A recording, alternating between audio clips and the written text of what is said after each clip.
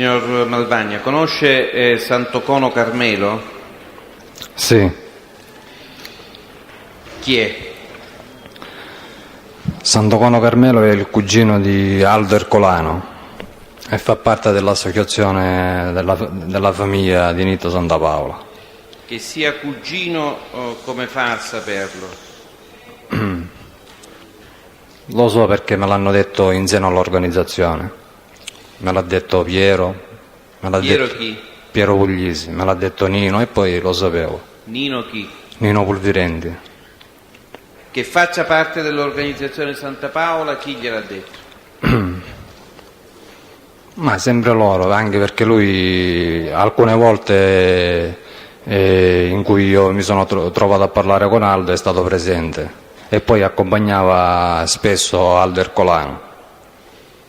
Ci ricorda un po' quali sono le occasioni in cui ha avuto modo di vedere Aldo Ercolano con il Santocono? Ma il Santocono lo vedevo quasi tutte le mattine quando andavo a trovare Aldo Ercolano lì al garage della Renault, oppure se Aldo non c'era e si aspettava il suo arrivo poi arrivava sempre insieme con lui. Sul rapporto di parentela può essere più preciso in come sarebbero cugini? No, Primo grado, secondo grado? come non lo so, Non lo so. so che sono cugini. Quindi le occasioni degli incontri sono quelle relative al Viale Ionio oppure vi sono anche altre occasioni? No, un'altra volta l'ho visto quando mi sono recato negli uffici nella strada parallela al corso Sicilia dove c'ha gli uffici il figlio di Mangione Giuseppe e lui accompagnava ad Aldo Ercolano. Questa sua osservazione sul Santocono, cioè il fatto di averlo visto assieme, da che epoca risale? Gli inizi del 1991 fino al giorno prima, un giorno, 2 giorni prima di andare io latitante. Lei sa che attività svolgeva il Santocono Carmelo, cioè svolgeva attività lavorativa, in passato ha svolto attività lavorative? Ma mi è stato detto che in passato era stato lì nell'autosalone della Renault, l'autosalone quello di cui aveva interesse Santa Paola Benedetto. Sa la denominazione dell'autosalone? La Pamma Car. E dove avrebbe svolto, in quale luogo esattamente avrebbe svolto questa attività lavorativa? No, in quale ruolo non lo so. E chi gliel'ha detto che era dipendente della Pancar? Ma adesso non lo ricordo, uno dell'organizzazione però non lo ricordo. Sa di specifiche attività illecite eventualmente commesse dal Santocono nell'ambito di questo inserimento nell'organizzazione? No, specifiche no.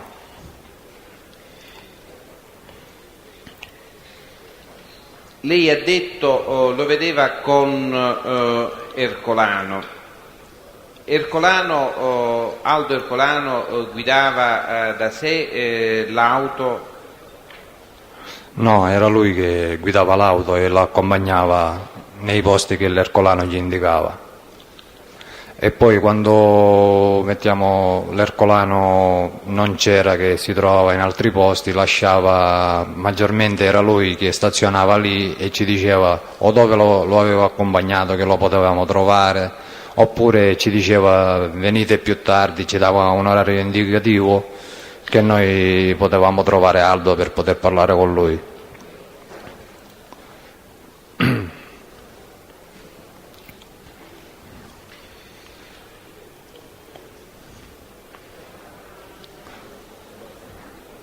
Lei sa che tipo di autovettura avesse il Santocono?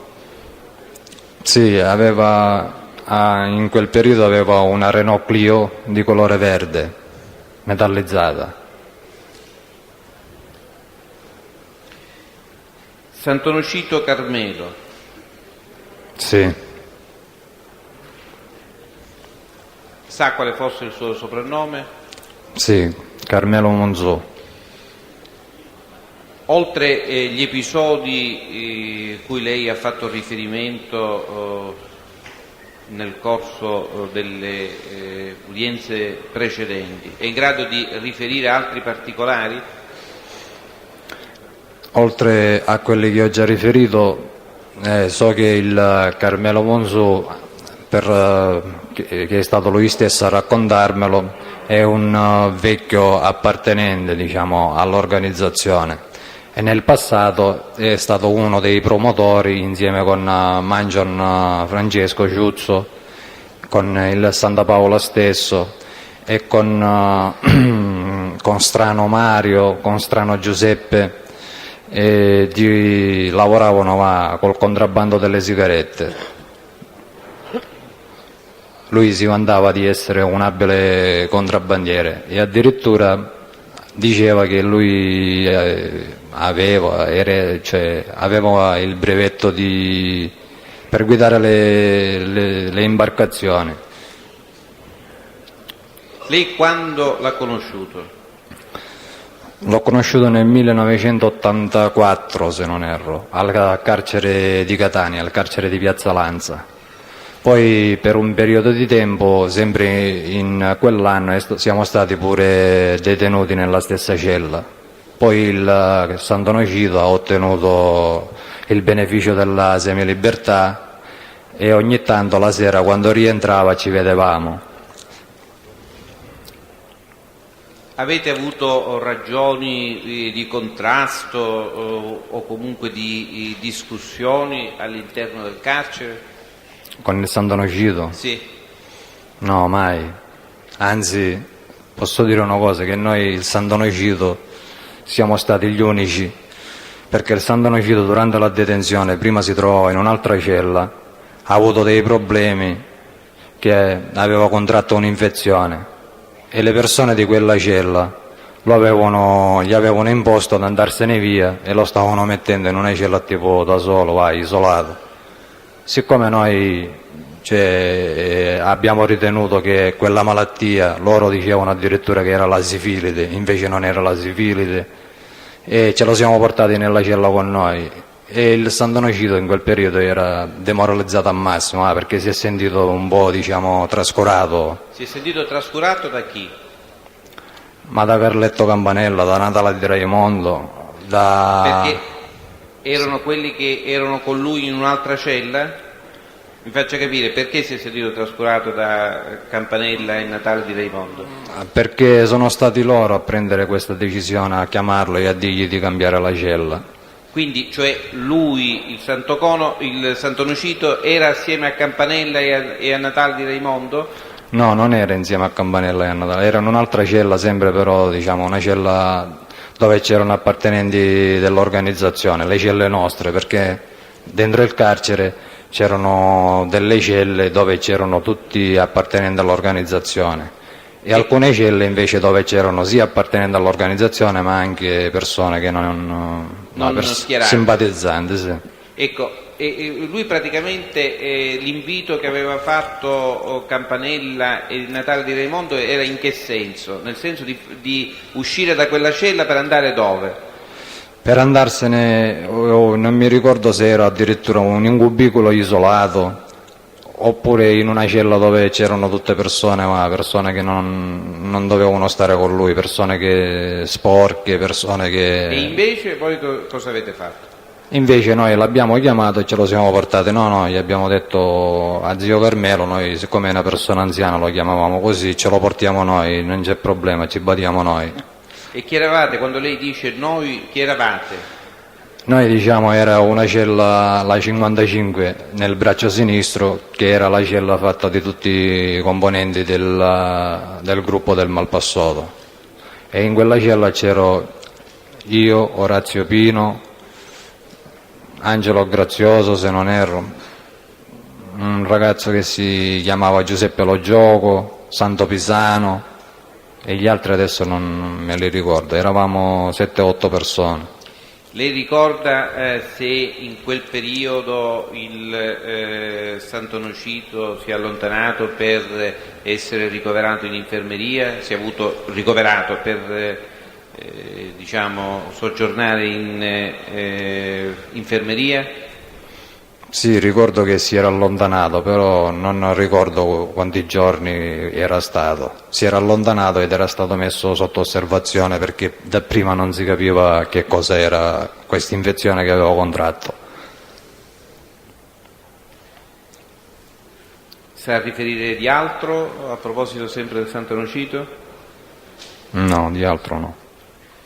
Scalia Vincenzo, santo. No.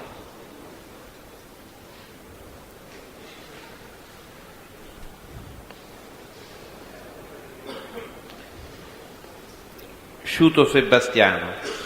Sì. Ne ha già parlato ieri e anche l'altro ieri, ci vuole dire un pochettino quando l'ha conosciuto? L'ho conosciuto nel 1991, agli inizi del fine 1990 per l'esattezza, inizi 1991. L'ho conosciuto a Belpasso in un meccanico che faceva il preparatore, di cui ho già detto. E io mi stavo recando in questo meccanico insieme con Nino Pulvirenti e lì ho conosciuto il Nuccio Sciuto, Sebastiano Sciuto, detto Nuccio Cosce. E poi però ho avuto modo di incontrarlo più volte. In quali occasioni? Ma alcune volte l'ho incontrato in via Ramondetta dove si facevano le riunioni e poi qualche volta l'ho visto al garage di Viale Ionio e altre volte l'ho visto lì perché lui veniva sempre spesso a Belpasso in quel meccanico che noi eravamo solitamente frequentare, noi del gruppo di San Pietro Clarenza.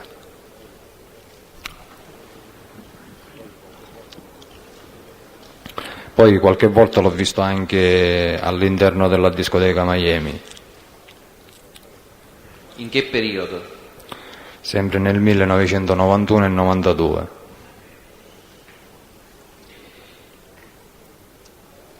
È inserito nell'organizzazione? Sì, è inserito nell'organizzazione della Santa Paola e dirige il gruppo di Acireale, il gruppo degli acitani, noi diciamo. E poi so che lui è un uomo d'onore. Chi gliel'ha detto questo? Me l'ha detto sia Nino Pulvirenti sia il Malpassato. Lei è a conoscenza di specifiche attività illecite, di reati eventualmente commessi dallo Sciuto? No, di specifiche attività no, sono a conoscenza soltanto di quell'incontro in cui doveva venire lui, invece a posto suo è venuto Filippo Rigono e Rosario Scudo. E poi dopo questo incontro, quando ci siamo visti, l'abbiamo un po' commentato insieme.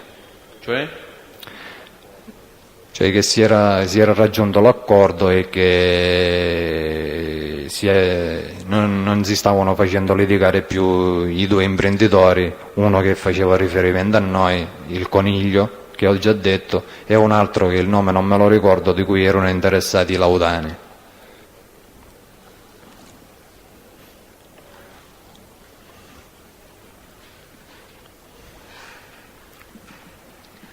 Lei sa qual è il soprannome di Sciuto Sebastiano? Nuccio Cosci. Le risulta che abbia qualche altro soprannome oltre questo? No, io solo questo so.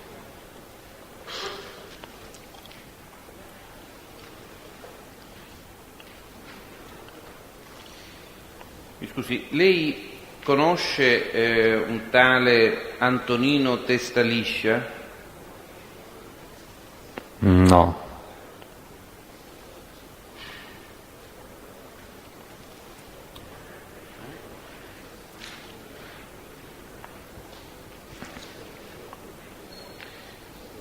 Scuderi Antonino, lo Sì, conosce? Sa se ha soprannomi? sì, Nino Avecchia.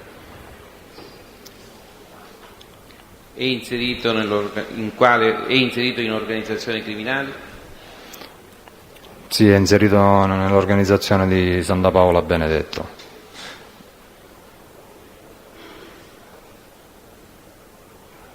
Sa di che cosa si occupasse nell'ambito di questa organizzazione? E più che altro si occupava della vendita di sostanze stupefacenti e di rapine.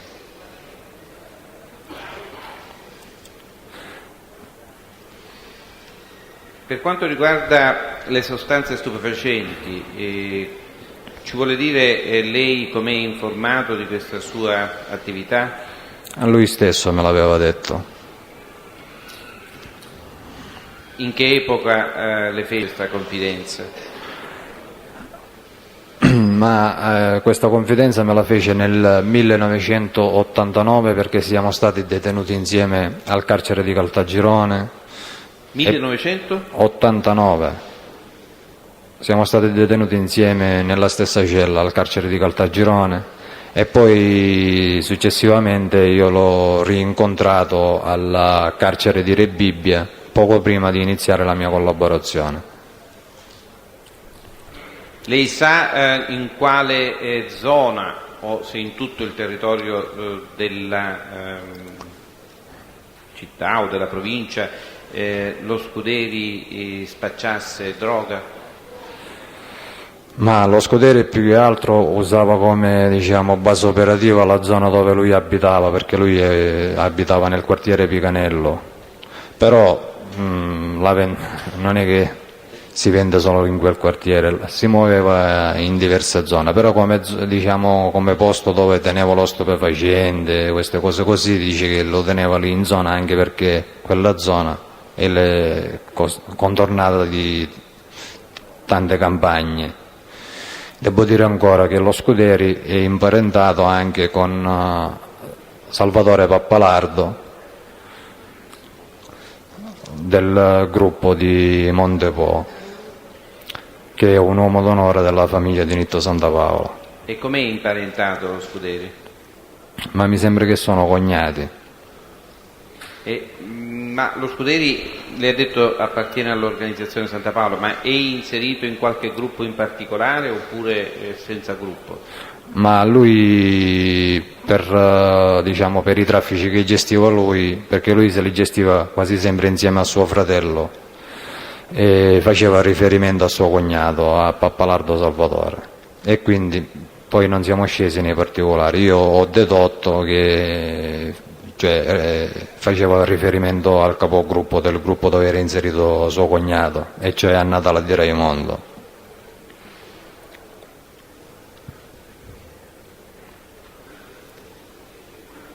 Lei sa se ha qualche fratello? Sì, so che ha un fratello. Lo conosce? Sì, lo conosco. Sa come si chiama? Se non vado errato mi sembra si chiama Salvatore. Sa se ha qualche soprannome? Sì, ma non me lo sto ricordando. Sa se questo fratello Salvatore è inserito o meno in qualche organizzazione?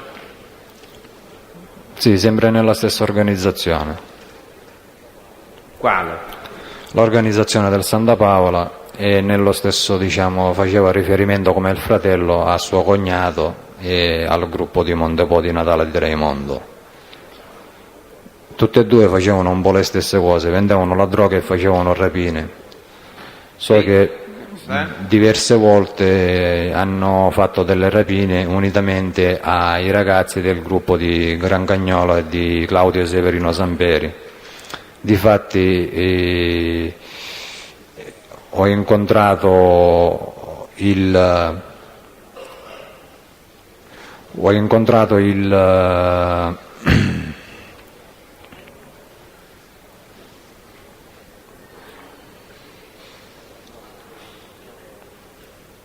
ho incontrato lo scudiere Salvatore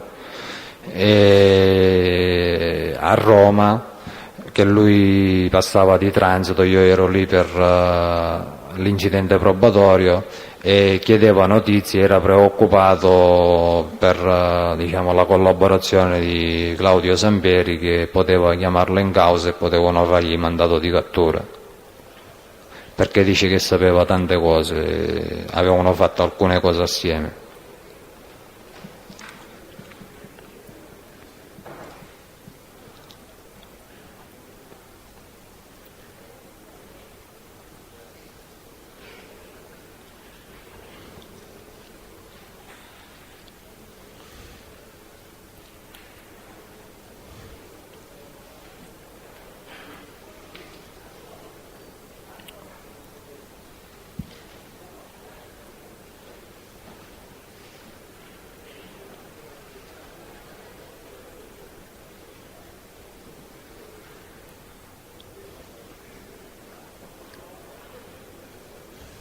La droga che i due scuderi vendevano, lei sa dove la comprassero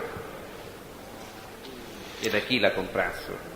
Ma lui mi ha detto che alcune volte se l'è presa da Carletto Campanella, dal suo gruppo, e poi ha avuto anche contatti per droga con il Samperi, Dal suo gruppo, il che significa? dal gruppo di Carletto Campanella. E poi ha avuto? E poi ha avuto anche contatti per forniture di droga con il gruppo di Grancagnolo e di Claudio Severino Samperi. Addirittura lui, siccome il Salvatore Scuderi mi sembra che sono compari, con il Samperi lo chiamava con mio compare, dice mi ha dato un po' di roba. Chi è che si chiamava compare? Cioè Scuderi quale dei due? Scuderi Salvatore. Con il Samperi? Sì. Conosce signorino Sergio? No. Strano Giuseppe? Sì. Ecco, lei ha già detto. Sì, io ne conosco due di strani Giuseppe. Vediamo chi sono le persone che lei conosce. Chi conosce con il cognome e con il nome e cognome strano Giuseppe? Io conosco uno strano Giuseppe che è soprannominato Pippo Bello. Ecco, dobbiamo parlare di questo, strano Giuseppe Pippo Bello. Quando l'ha conosciuto? L'ho conosciuto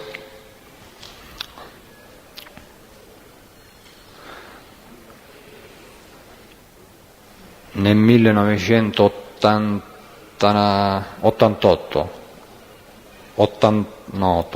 nel 1989. In che occasione? L'ho conosciuto nel carcere di Piazza Lanza. Perché era detenuto? Sì, era detenuto. Per quale tipo di reato lo sa? Era detenuto per traffico di sostanze stupefacenti, per un processo dove c'erano svariati imputati, e era coimputato con Ciuzzo Mangion. E siccome io ero stato prima ancora detenuto nel carcere di Enna con altri imputati di questo processo e con un suo nipote che si chiama omonimo, sempre strano Giuseppe, quindi lui mi parlava sempre di suo zio, di Pippo Bello, e io poi quando sono stato a Catania l'ho conosciuto perché siamo stati nella stessa sezione, nello stesso piano detenuti. A Piazza Lanza? Sì, Piazza Lanza. In quale braccio? Nel braccio sinistro.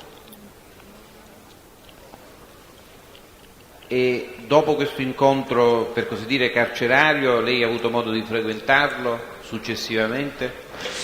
Poi l'ho visto alcune volte fuori in libertà.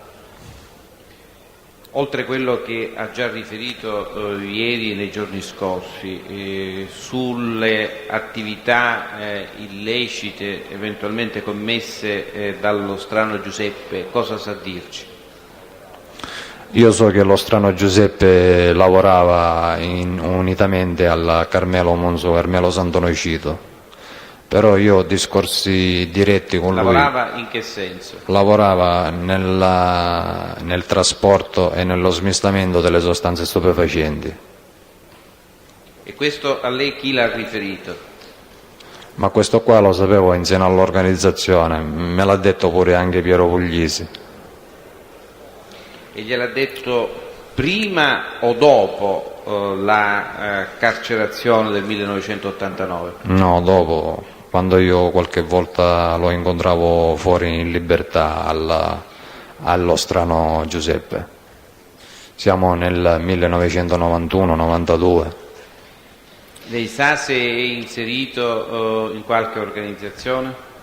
Sì, è inserito nell'organizzazione della Santa Paola e fa parte del gruppo di Ciuzzo Mangion.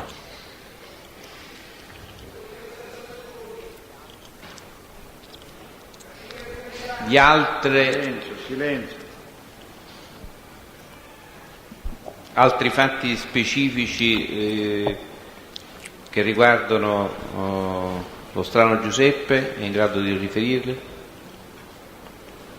No, altri fatti specifici no. Lo Strano Giuseppe ha qualche fratello? Sì, ha un fratello. Come si chiama? Ho più fratelli, io ne conosco uno. Si Qual- chiama Strano Mario, detto Mario Tocco.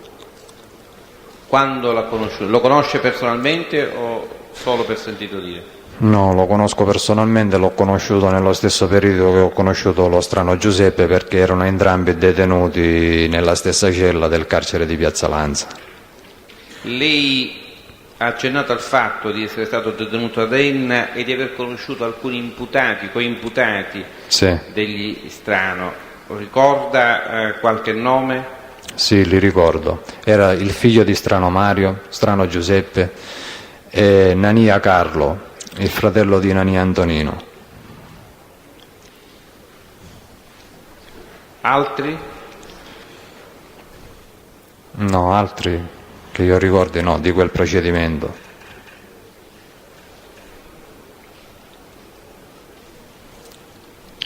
E di Strano Mario, con riferimento a attività illecite? Ma era insieme con suo fratello e facevano le stesse cose. Sempre fa parte dell'organizzazione del Santa Paola ed è inserito nel gruppo di Ciuzzo Mangion. Addirittura lui diceva che Ciuzzo era suo compare, no? Diceva era suo compare. Chi lo diceva? Lo Strano Mario. E poi... no. Strano. Cerchi di stare tranquillo. Cerchi di stare zitto. E allora, ascolta, allontani il signor Stranomario dall'aula. Procedete. Stia zitto e si metta seduto. Va bene.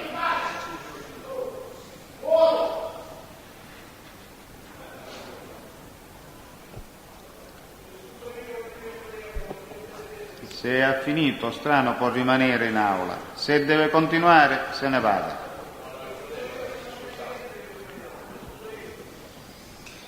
Anzi, procediamo.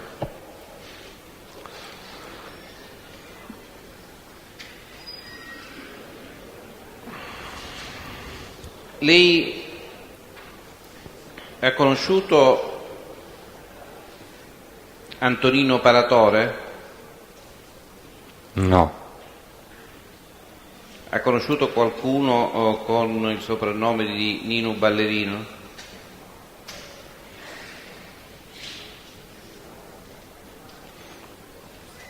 sì, uno l'ho conosciuto, ma so che è morto o è stato ucciso.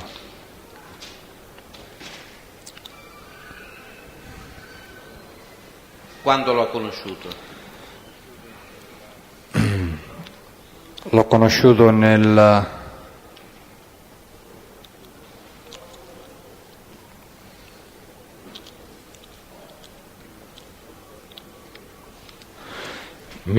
1986, se non erro.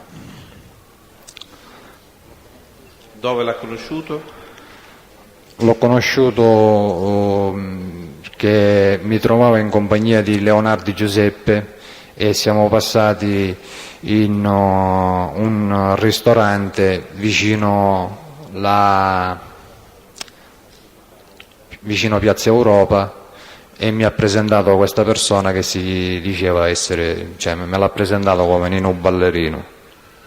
Era una persona che si gestiva quel ristorante. Sa se era inserito in organizzazioni criminali? No, questo non lo so. Poi in seguito ho sentito parlare di questo Nino Ballerino che era stato coimputato nel processo con gli Strano e il processo Mangion, quello della droga.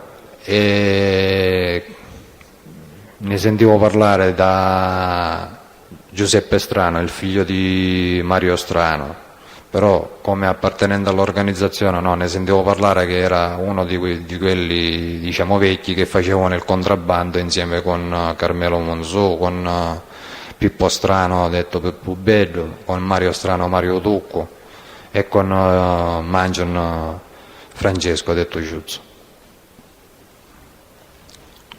Lei conosce qualcuno col soprannome di Renato? Sì. Ne sa indicare il nome vero? Il cognome? Il cognome? Il cognome non lo so, noi lo chiamavamo tutti Renato. Ci sa dire quando l'ha conosciuto, chi è e se è inserito in organizzazioni criminali? L'ho conosciuto nel 1991, fa parte della famiglia di Santa Paola ed è inserito nel gruppo di successivamente alla Torre Cristaldi. Come fa a esserne certo? Perché lo vedevo sempre lì, Lì dove? a Picanello, nei posti che ho già indicato. Cioè nei luoghi di incontro con esponenti del gruppo oppure nella strada? Mi faccia capire. No, nei luoghi di incontro di esponenti del gruppo e poi quando delle volte mancava Salvatore Cristaldi più che altro si poteva chiedere a lui e lui diceva sta tornando, è andato lì, è andato là. Lui più che altro gestiva la bisca che avevano lì a Picanello. Avevano chi? Avevano loro del gruppo di Picanello. Dove era ubicata questa bisca? Era ubicata nella strada principale, non so come si chiama questa via, comunque un po' più sotto del bar Scuderi, diciamo. Lei sa di specifiche attività delittuose commesse dal Renato? No. Ce lo sa descrivere fisicamente? Sì. È una persona alta sul 1,75 m, di fisico possente, robusta e scura di carnagione, abbastanza scura, addirittura uno che sembra mezzo mulatto, sembra, con i capelli lunghi, tirati all'indietro e scuri. Sarebbe in grado di riconoscerlo? Sì.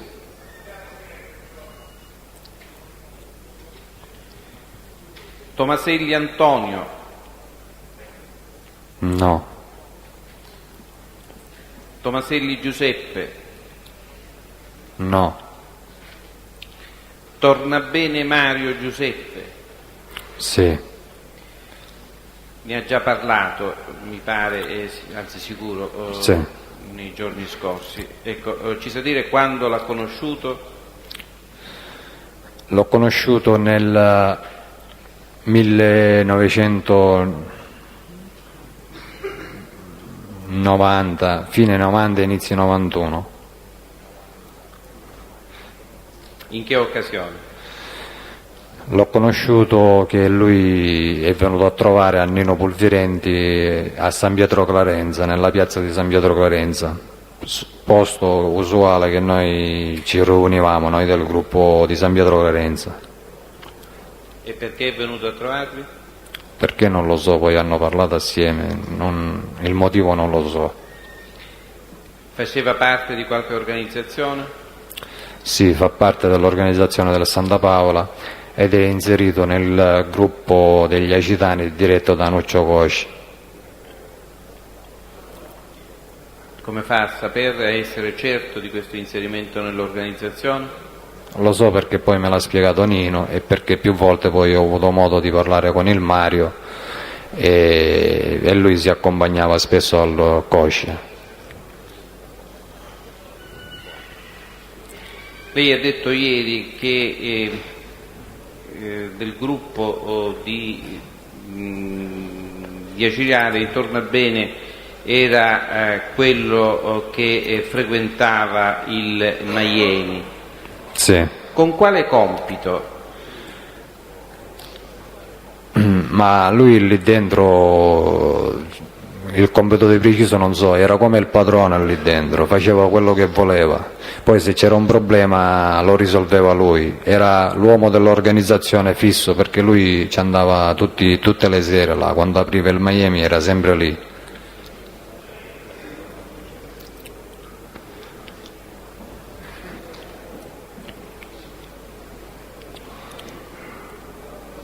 Lei conosce il signor Ponzio Concetto? Sì, Chi è? c'ha un soprannome, noi lo chiamiamo Cettino, è un parente di Grazioso, un cognato di Grazioso. E che attività svolge? Ma il Ponzio Concetto per un periodo di tempo è stato socio con un certo De Luca Carmelo e gestivano un'officina dove si facevano attrezzature per le costruzioni edili. E dove abita? Dove abita non lo so. Ce lo sa descrivere fisicamente? Sì, è una persona alta, quasi 1,80 m, carnagione olivastra, capelli castani e se non erro dovrebbe avere gli occhi chiari. Comunque se lo vedo sono in grado di riconoscerlo. Come ha detto che si chiama? Cioè io le ho fatto un nome, Sì. Ponzio Concetto, è sicuro di questo? Sì, Ponzio Concetto, noi non lo chiamavamo Concetto, lo chiamavamo Cettino, Cettino Ponzio, Cettino? Cettino Ponzio. Ponzio.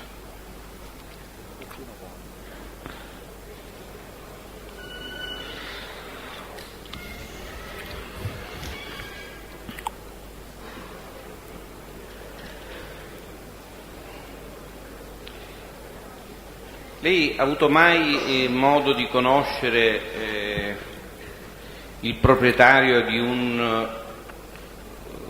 vivaio di piante ubicato sulla circonvolazione di Catania, prima di Nesima, andando verso Nesima?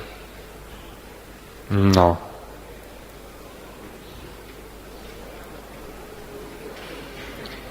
Tringale Giuseppe? no,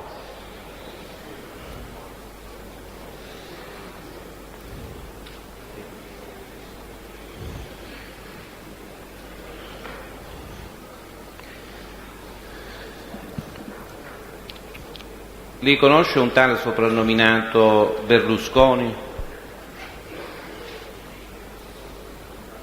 no.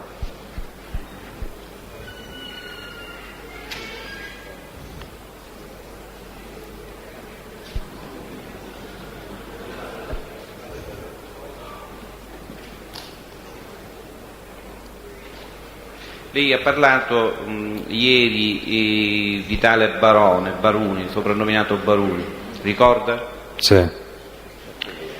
Ecco, ci sa dire, oltre quello che ha riferito ieri, altri particolari, altri fatti specifici riconducibili a questo soggetto? No, per uno dei fratelli Barone, quando noi dovevamo fare il tentativo di omicidio, dovevamo fare l'omicidio di Giuseppe Avellino, era lì insieme a noi, girava, faceva da staffetta, faceva da ausilio, e se c'era pure bisogno della partecipazione nel gruppo di fuoco era pronto a partecipare. Questo quale dei fratelli? Per quello più piccolo, mi sembra che si chiama Giovanni.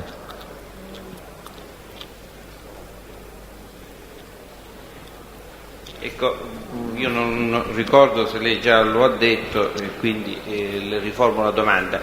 Dico, come inserimento in organizzazioni criminali, lei ha parlato di questi due fratelli, sono inseriti in organizzazioni criminali? Sì, sono tutti e due inseriti nell'organizzazione della Santa Paola, solo che uno è inserito nel gruppo di Picanello e uno invece è inserito nel gruppo della Playa, il gruppo di Alfio Fighiera e Santo Battaglia. Oltre a quello che ha detto su questi due fratelli non sa dire altro? No, al momento no. E mi pare che questo in effetti l'abbia detto. Chi è inserito con il gruppo di Picanello e chi è invece inserito nell'altro gruppo? Nel gruppo di Picanello mi sembra che è inserito Nuccio, il fratello più grande. Nel gruppo di Alfio Fighiera e Santo Battaglia mi sembra che si chiama Giovanni. Il vero nome non lo conosce lei? Il cognome? Il vero cognome? Sì, Tropea.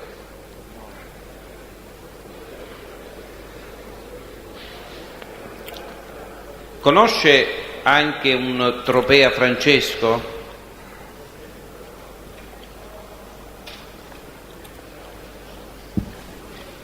No, io ne conosco solo due, quelli che ho detto prima.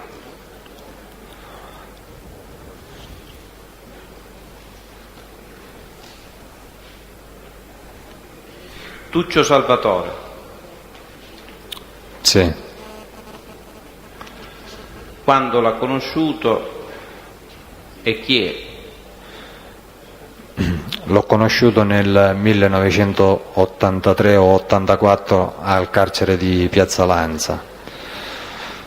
È una persona inserita nell'organizzazione della Santa Paola ed è un uomo d'onore. Addirittura so che per un periodo di tempo il Tuccio ha ricoperto la carica di capodecina. In quale periodo? In un periodo antecedente a quando la ricopriva a Carletto Campanella.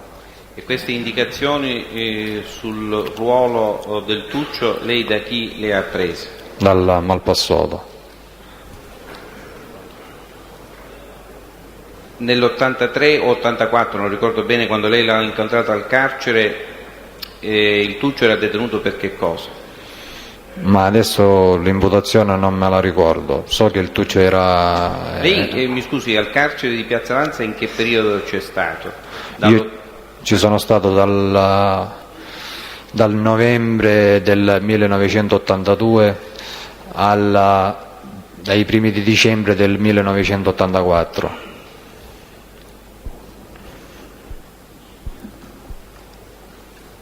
E quindi in carcere lei lo ha conosciuto in questo suo periodo di detenzione? Sì. E sa per quale fatto era detenuto il Tuccio? No, per quale fatto era detenuto non me lo ricordo. So però che il Tuccio poco prima era stato oggetto di un tentativo di omicidio. Gli avevano sparato in un appartamento di Mister Bianco e lui era arrabbiatissimo perché quando gli hanno sparato lui era in compagnia di un suo nipote che era, mi sembra un suo nipote che era molto attaccato a lui, e dice stavano ammazzando pure il bambino. E questa azione l'attribuiva a persone dell'organizzazione Villera a Cappello, e precisamente l'attribuiva a il tradimento che aveva subito di un certo Paolo De Pisa, che era una persona che prima era con lui e aveva tradito e se n'era andato nell'organizzazione contrapposta. Sa quale fosse il nome di questo Paolo De Pisi, il cognome di questo Paolo De Pisi? No, il cognome non lo so. E le disse il Tuccio come faceva ad attribuire la paternità dell'attentato a Paolo De Pisi? Cioè era una deduzione che faceva il Tuccio oppure aveva elementi di fatto per poter giungere ad una tale conclusione? Ma il Tuccio aveva elementi di fatto per arrivare a tale conclusione, però quali fossero gli elementi non lo so. Uno era quello che lui faceva capire, era quello che solo lui sapeva che il Tuccio era coricato in quel posto, perché se Qual non era era... questo posto esattamente? Questo posto era un appartamento di Mister Bianco, dove era l'appartamento non lo so. E nella disponibilità di chi era questo appartamento? Era nella disponibilità del Tuccio, però sicuramente non era intestato a lui. E quindi il Paolo De Pisi era l'unico a conoscere il luogo dove si trovava? Per quello che disse il Tuccio, sì. E le fu indicato quali fossero le ragioni di risentimento, se ce n'erano, per giustificare un simile comportamento? Quali ragioni di risentimento aveva il Paolo De Pisa nei confronti del Tuccio? Ma Scusi Presidente, opposizione, la domanda è suggestiva. Ma l'ha appena detto. No. C'erano ragioni di risentimento tra il Tuccio e il Paolo De Pisa che aveva attentato alla sua vita? Ecco, ora forse non è più Vabbè, suggestiva. avvocato, Ora non è più suggestiva, vabbè. dottor Bertone, sì. Vabbè. Va bene. sì, per quello che ho saputo io, siccome il padre di Paolo De Pisa era stato ucciso e questo qua si chiamava Saro De Pisa, e il Paolo De Pisa poi gli hanno fatto capire che ad uccidere suo padre era stato il Tuccio o amici suoi, e quindi il Paolo De Pisa lo ha tradito, gli si è schierato contro. Questo gliel'ha detto chi? Ma questo me l'ha detto il Malpassato, poi non mi ricordo lì Tuccio dentro. le ha fatto una confidenza in questo senso oppure è solo un'indicazione che... No, Tuccio non me l'ha fatto una confidenza in questo senso. Lei ha detto poco tempo prima rispetto alla detenzione del Tuccio, sa indicare in che periodo era stato fatto questo attentato? No. No. Sì, un attimo.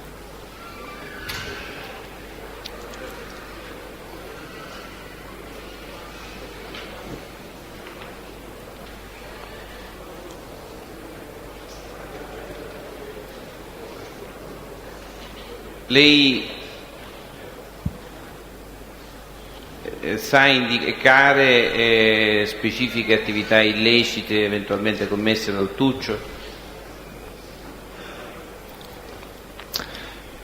Io ne so indicare solo una, quella che ne sono venuto a conoscenza. Un giorno sono andato a trovare il Tuccio in un caseificio che si trova vicino all'autostrada, e precisamente dovrebbe essere territorio di Motta Sant'Anastasia, vicino allo svincolo di Motta Sant'Anastasia, un caseificio che è di proprietà del Tuccio. Sono andato in compagnia del Girolamo Rannesi e il Girolamo Rannesi ha chiesto una cortesia al Tuccio, siccome c'era un suo amico che gli interessava prendersi il rifiuto. Mi scusi, no, un po' più, se può invitarlo, un po' più lentamente. Parli più per lentamente favore. e sul microfono. Grazie. Siccome c'era un amico del Rannesi che si andava a prendere le cose che scadevano, la pasta scaduta, tutte le cose alimentari che dovevano buttare, che aveva un allevamento di maiali, e a questa persona gli avevano detto che non doveva venire più perché queste cose che dovevano buttare non glieli davano più, E allora il Rannesi mi ha detto, dice, andiamo a trovare Arturo De Lova, dice, perché lì, dice, alla città mercato è lui che ha il contatto diretto con quelli di città mercato, anche perché lui forse stava cercando in quel periodo, o già si era imposto di far subentrare i prodotti dei latticini che produceva lui stesso. E così. Mi scusi, vuole un pochettino riassumere e essere più chiaro su questo episodio? Quali erano le intenzioni del Tuccio? Le intenzioni del Tuccio erano quelle che Città Mercato doveva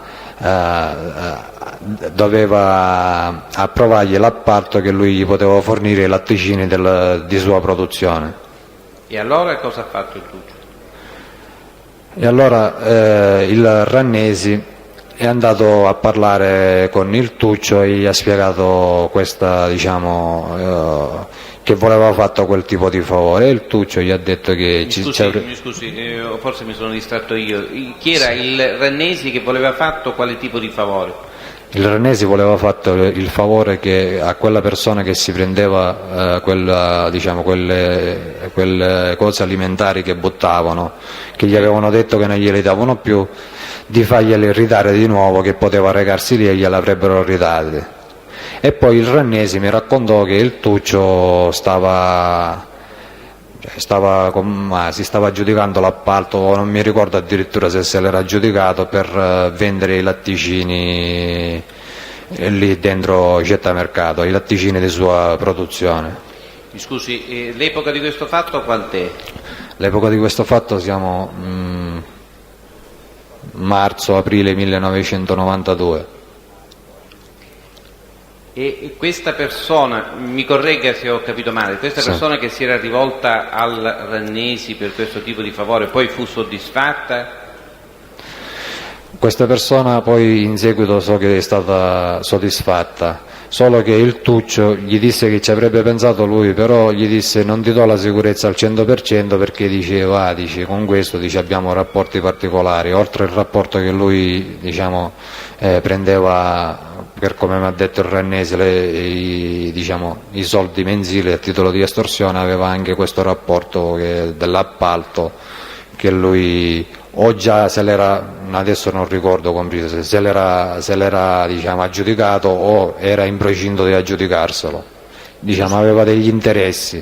E poi il Rannesi mi dice vabbè, non è che ci spero tanto perché ci sono cose più importanti Il Rannesi questo a chi lo disse? Lo disse a me nella macchina quando poi ce ne andammo. Ve ne andaste dopo aver parlato con il Tuccio? Sì, dal caseificio.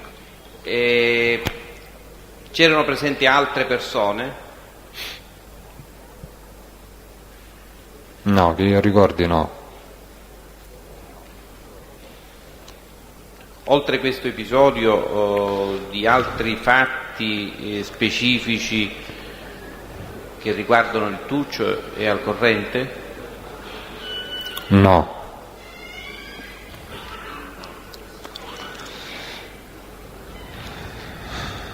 Tudisco Santo? No. Ieri si è parlato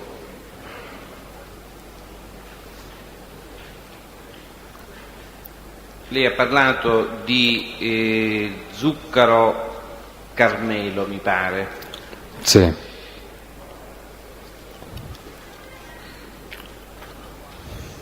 Lei lo ha collocato nell'ambito del gruppo della stazione.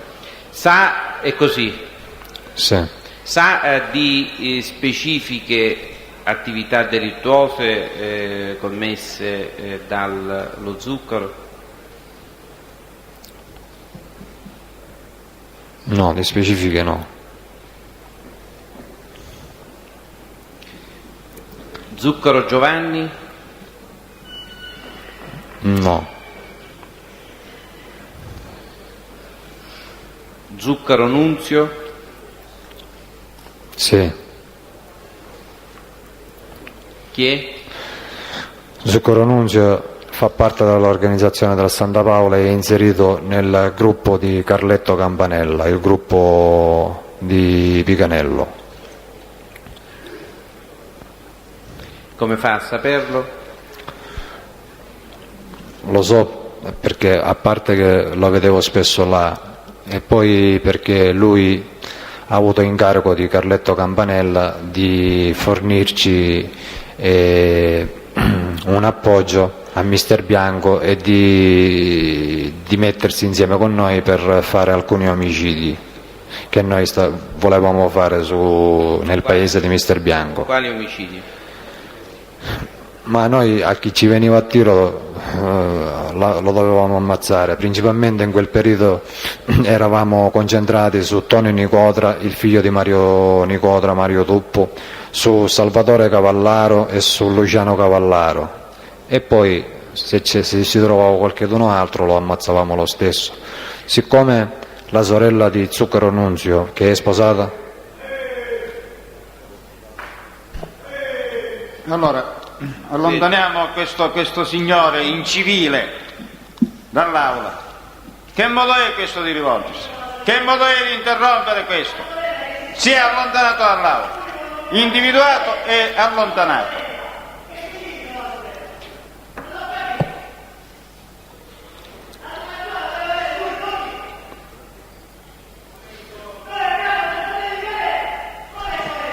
La scorta provvedo ad allontanare questo signore dall'aula.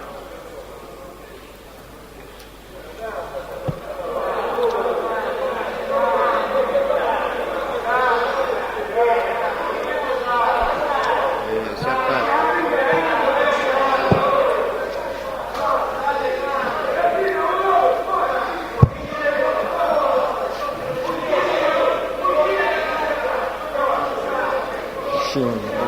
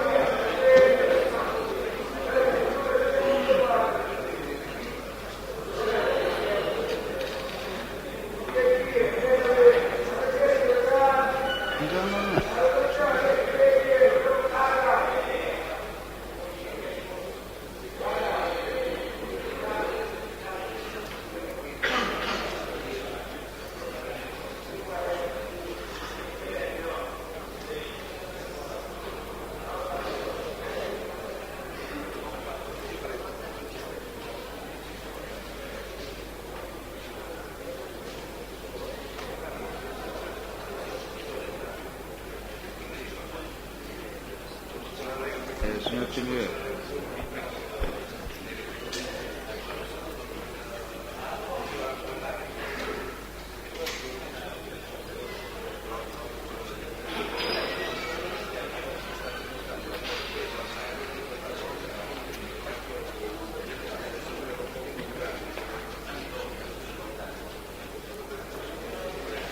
Allora reintroduciamo Malvagni.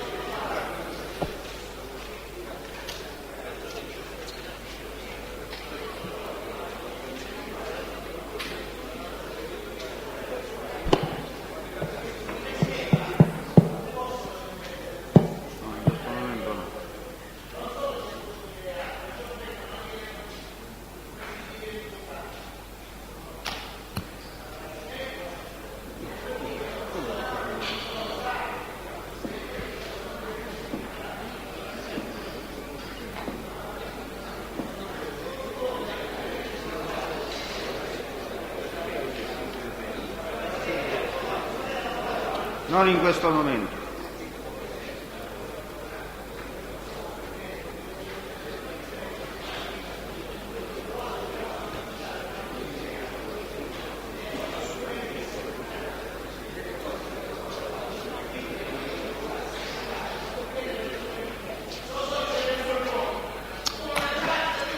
E allora, dico, questo individuo è stato individuato perché si trova ancora lì.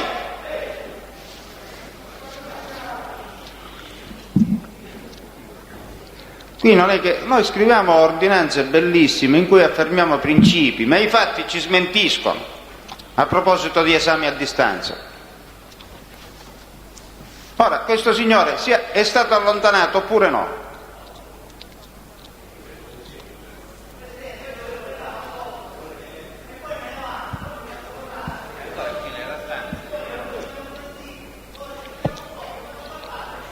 Più tardi. Allora, il discorso che stava facendo, Presidente, volevo capire se l'imputato per il quale c'era il provvedimento di allontanamento è in aula oppure no. Se il responsabile dell'ufficio scorto ce lo comunica, così possiamo... Presidente, mi scusi, aveva detto di individuare chi fosse stato, credo che sia stato individuato, adesso non credo che ci sia più un motivo, l'interessato ha capito che deve stare come ci si deve comportare, di non avere più reazione. No, avvocato Giuffrida, per l'amor del cielo, non si interviene in questo modo. Qui si assumono atteggiamenti che sono intimidatori nei confronti delle persone che dichiarano, e questo è intollerabile, non è soltanto un fatto di espressione, cioè il fatto che una persona non sia in grado di controllare le proprie emozioni oppure di esprimersi in un modo piuttosto che in un altro.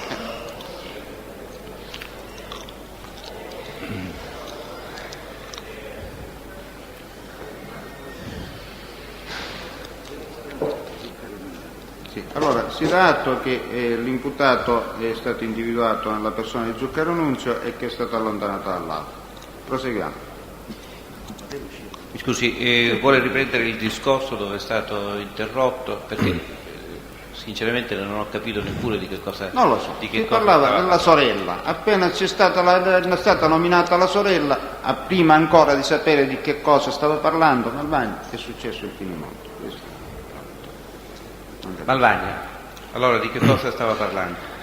Stavo parlando del Zuccaro Nunzio, stavo dicendo che la sorella del Zuccaro Nunzio convive o è sposato con una persona di Mister Bianco e abita in un appartamento nella palazzina dei Cavallaro.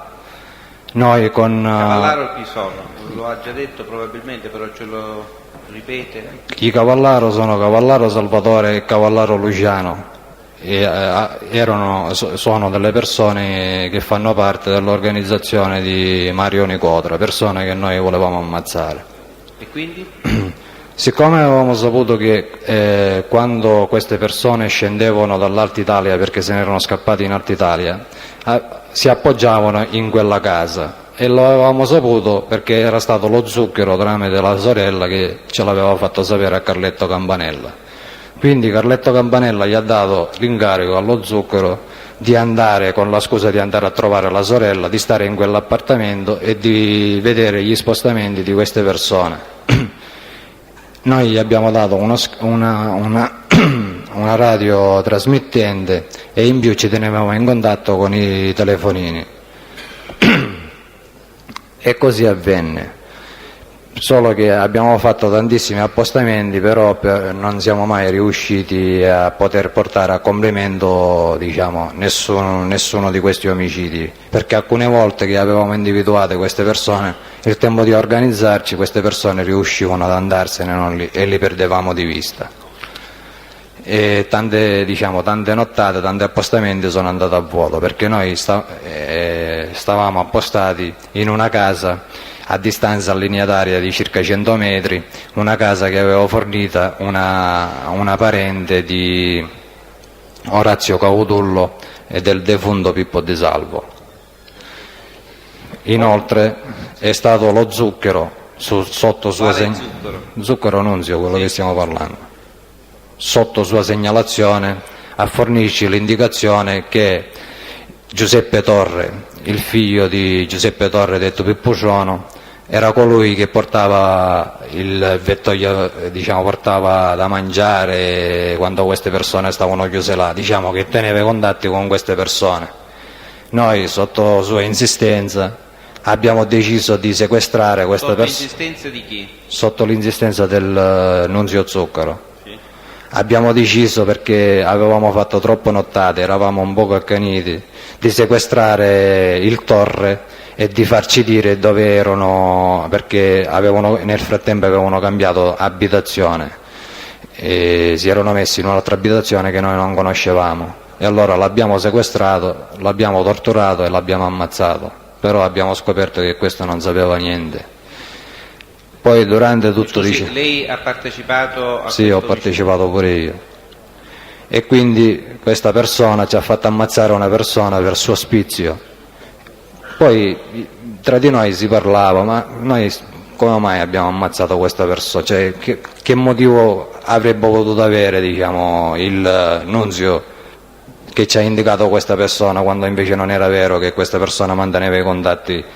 E abbiamo ricostruito un po' il fatto e abbiamo visto che durante l'omicidio lo Zucchero influiva a percorse, a maltrattamenti sulla persona che poi è stata uccisa, il Torre, e faceva sempre riferimento al padre, e quindi abbiamo capito che lui in passato aveva avuto problemi con il padre, che avevano fatto discussione, mi sembra che il padre l'aveva maltrattato, una cosa del genere. Il padre aveva maltrattato chi?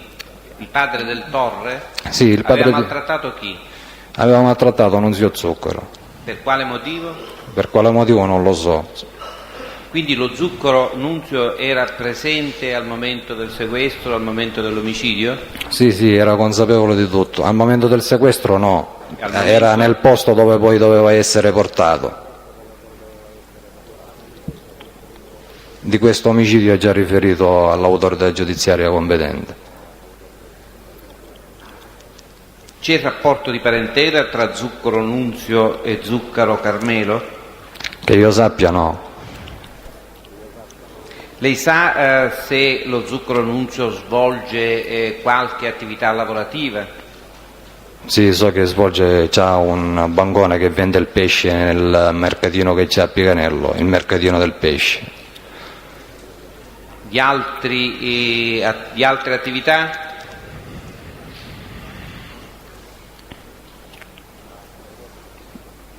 Altre volte siamo stati insieme a Bronte a parlare con quelli di Bronte. Assieme allo Zucchero? Sì, assieme allo Zucchero. Zucchero Nunzio, sempre. Zucchero Nunzio, e precisamente lo Zucchero Nunzio mi accompagnava quando ho avuto l'incontro con quelli di Bronte che facevano riferimento alla nostra organizzazione, e con quelli invece dell'organizzazione contrapposta che facevano riferimento ai laudani, che avevano dato fastidio alla ditta di Bernanasca.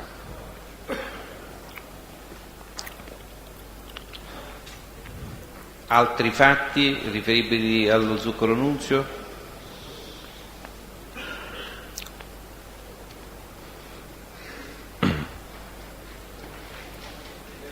No, al momento non ne ricordo.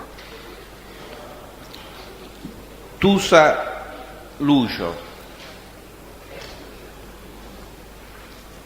No. Basta Domenico? No.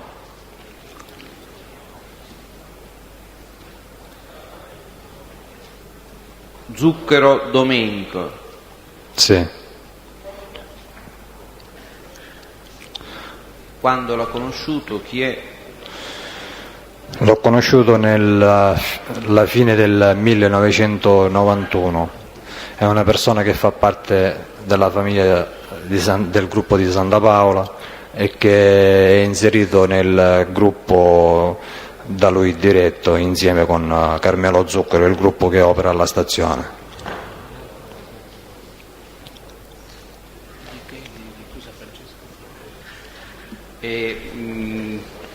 Scusi, mi sono distratto un attimino. Lei ha detto fa parte è inserito in qualche gruppo? Sì, è inserito nel gruppo della stazione, il gruppo da lui diretto e unitamente a Carmelo Zucchero. E c'è il rapporto di parentela? C'è il rapporto di parentela, però quale rapporto non lo so, sono cugini. Di preciso quale rapporto non lo so. Di specifiche attività illecite? È al corrente? No. Lei nell'esame di ieri ha fatto riferimento al fatto che Madonia Giuseppe aveva a Catania dei punti di riferimento in alcuni suoi parenti, ricorda? Sì. Lei ha parlato di un tale Francesco, ricorda? Ricorda? Sì, sì. Ecco. L'altro parente di cui lei ha parlato, Sì. sa dirci innanzitutto il nome di questo parente? Sì, adesso lo ricordo, si chiama Gianfranco. E che attività svolge questo Gianfranco? Mi sembra che nelle costruzioni.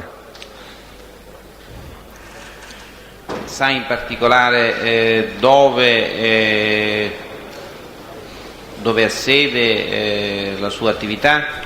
Dove ha sede no, sono andato una volta a trovarlo dove lui stava effettuando un lavoro, precisamente nella zona industriale di Mister Bianco, stava facendo un capannone.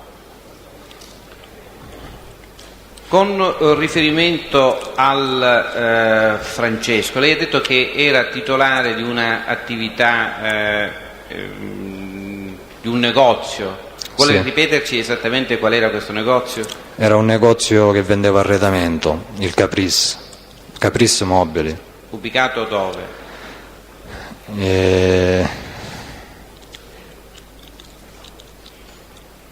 La via adesso non me la sto zona? ricordando. La zona comunque è vicino a Piazza Michelangelo quasi. Lei lo conosce direttamente, conosce direttamente il Francesco? Sì, conosco tutte e due direttamente. Tutte e due chi? Sia il Francesco che il Gianfranco.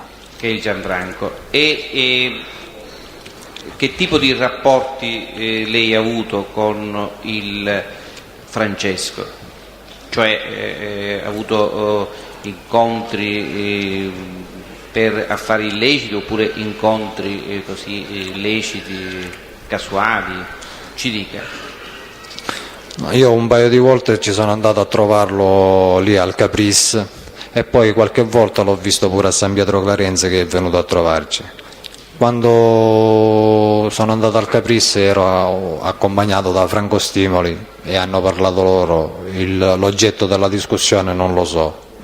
Quando invece è venuto accompagnato dall'altro, mi sembra che gli viene cugino, da suo cugino Gianfranco, sono venuti a San Pietro Clarenze che hanno avuto un problema a San Giovanni la Punta, che avevano subito un furto con scasso in una villetta, addirittura una villetta dove per quello che mi ha fatto capire Lino Pulvirenti era stata autorizzata da Pidio Madonia per farsi la latitanza. Ma quando lei ha dato questa indicazione che il Madonia aveva come punto di riferimento per la sua attività illecita a Catania il Francesco e adesso questo Gianfranco, Sì. le chiedo come fa a saperlo e quali sono gli elementi che la spingono a ritenere che effettivamente costoro sono dei punti di riferimento per l'attività illecita del Madonia. Essendo che il Madonia è stato per lungo tempo latitante, non è che si andava a trovarlo nei soliti posti che frequentava, quindi per far arrivare un messaggio, per chiedere un incontro al Madonia bisognava filtrarsi con Francesco e con Gianfranco. Lo so perché me l'ha detto sia il Malpassoto sia Stimoli Francesco e pure Lino Pulvirenti. Lei sa comunque se il Francesco è inserito in organizzazioni criminali? Sì, so che è inserito nell'organizzazione di cui è a capo Pidio Madonia. E con riferimento ad eventuali attività illecite del Francesco è in grado di riferire? Ma quando si parlava delle sostanze stupefacenti, che il Malpassato voleva il canale diretto, cioè la voleva mandata direttamente da Pidu Madonia, aveva detto il Malpassato: adesso mandiamo a Filippo da Francesco e gli faccio il discorso io. E poi però non se ne è fatto, per come ho già detto ieri o l'altro ieri. Quindi, per parlare di queste cose con Francesco, vuol dire che Francesco Lei era cioè, è in grado di descrivercelo, è in grado di descriverlo il Sì. Francesco? Ce lo descrive? è una persona sul 1,70 m circa, carnagione chiara, capelli castano chiari e gli occhi chiari, se non erro. Invece vuole descritto pure il Gianfranco. Che età ha il... Meno di sui 35 anni, 40 anni.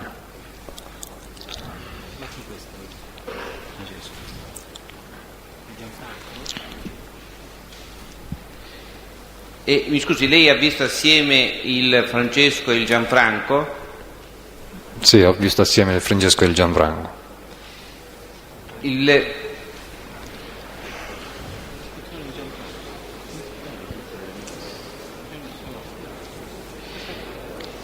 Lei sa se il Francesco ha fratelli? No, questo non lo so. Io ho conosciuto anche il padre di Francesco. Se non erro si dovrebbe chiamare Salvatore Tusa.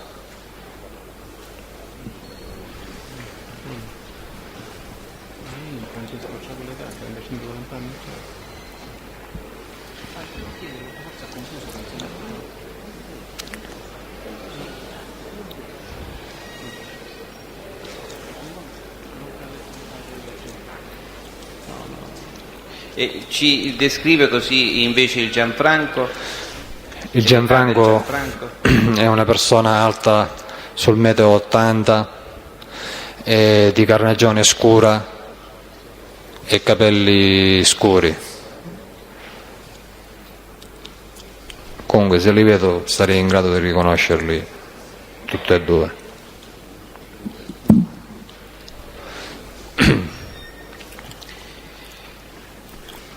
Nell'esame di ieri o dell'altro ieri lei ha fatto riferimento ad un incontro con la partecipazione di tale Giovanni Bagli, mi pare abbia detto Amaro Averna, ricorda? Un incontro con Giovanni Bagli? Comunque lei ha nominato questo Giovanni Bagli. Sì, l'ho nominato. Ricorda, ha detto anche il soprannome. Giovanni Amaro Averna. Ecco, lei sa se era inserito in organizzazioni criminali l'Amaro Averna?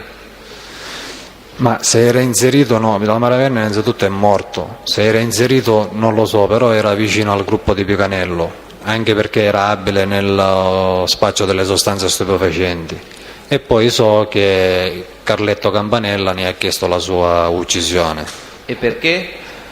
Ma perché dice era diventata inaffidabile, il motivo di preciso non lo so. Questo da chi lo ha preso? L'ho appreso da uno dei partecipanti diciamo, al sequestro e all'omicidio di questa persona. E da chi esattamente? Da Cardillo Alfio.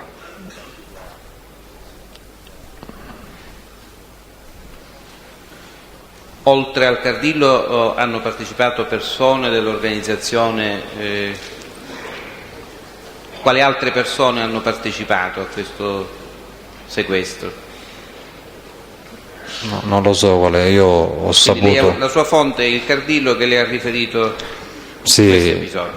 Anche perché c'era stato il padre del Giovanni Bagli che più volte, siccome aveva il vizio di bere, questo qua si ubriacava e come vedeva il Cardillo gli diceva che tu hai ammazzato mio, cioè si metteva a gridare tutte queste cose così e con il Cardillo più volte gliel'abbiamo riferito questo fatto a Carletto Campanella e Carletto Campanella ci ha detto, dice, appena vi viene a tiro diceva però non ci perdete tempo anche perché avevamo altro da fare, dice, gli sparate un colpo e l'ammazzate a questo. Lei, sì. Sì. E il Cardillo invece faceva pressione per poter organizzare questo omicidio e io gli dissi, dopo averlo fatto presente al Malpassoto, che siccome lui camminava sempre in coppia con Longo Sebastiano, che ogni tanto si portava una pistola appresso con un motorino se lo vedeva, tanto questa era una persona che era sempre ubriaca e quindi non è che c'era, come lo vedeva gli sparavano e se ne sarebbero andato, di non perdergli tempo perché avevamo altro da fare. E so che il Cardillo ha fatto diversi appostamenti per poter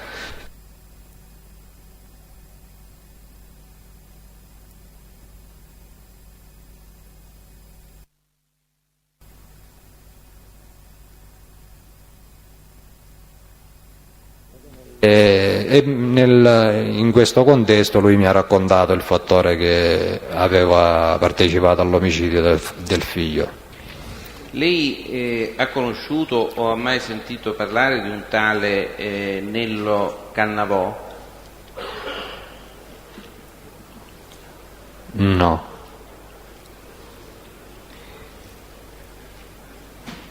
Lei ha conosciuto o ha sentito dire nell'ambito della sua organizzazione dei fratelli Ciulla? Sì. Da chi ne ha sentito parlare e chi sono? Ne ho sentito parlare da Salvatore Fiorito, Torre Basetta. So che sono dei palermitani, delle persone che lavoravano più che altro nella Lombardia, a Milano, e che avevano contatti con il Basetta per le sostanze stupefacenti. E questo quando ne ha sentito parlare? Me l'ha raccontato lui al carcere di Milano quando siamo stati detenuti insieme. Le disse altro e le disse come si chiamavano di nome questi fratelli Ciulla? No, i nomi non me li ricordo, mi disse solo i fratelli Ciulla, anche perché i fratelli Ciulla erano persone, diciamo, nominate lì a Milano, quindi... E si trattava di personaggi siciliani? Sì, personaggi palermitani. Sa se erano inseriti in organizzazioni criminali? Sì, erano personaggi inseriti in Cosa Nostra, però in quale gruppo non lo so. Quale famiglia? Quale famiglia non lo so. Lei ha mai conosciuto un tale Turi Umilanese? No. Ha conosciuto qualcuno che si chiama Savoca Salvatore?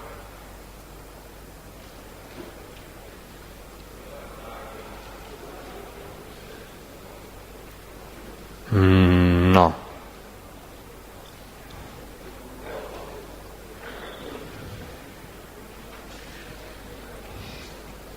Lei nell'esame precedente ha fatto riferimento ad un incontro alla Pancolor per una vicenda relativa ad un ragazzo che sarebbe stato vicino alla squadra di Natale De Manuele, che aveva a San Giovanni Galermo sparato ad una persona, ricorda? Sì.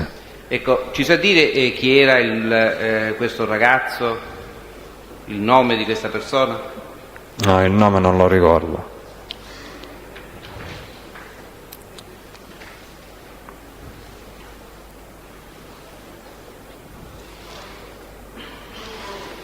Lei ha fatto riferimento all'intervento chirurgico di Raimondo all'estero. Lei sa il motivo per il quale era stato... era necessario sottoporsi all'intervento chirurgico? Qual era il motivo, l'affezione di cui soffriva il Di Raimondo? Sì, il Di Raimondo nel corso di una sparatoria era stato ferito ad un occhio. Quale sparatoria, lo sa? Quella che è avvenuta in via dell'Iris. Questo chi gliel'ha detto? Ma pure lui stesso, il Di Raimondo stesso, poi era risaputo in seno all'organizzazione perché loro miracolosamente si erano salvati dall'agguato che avevano subito. Ci sono altre domande? Si può accomodare di là, sì.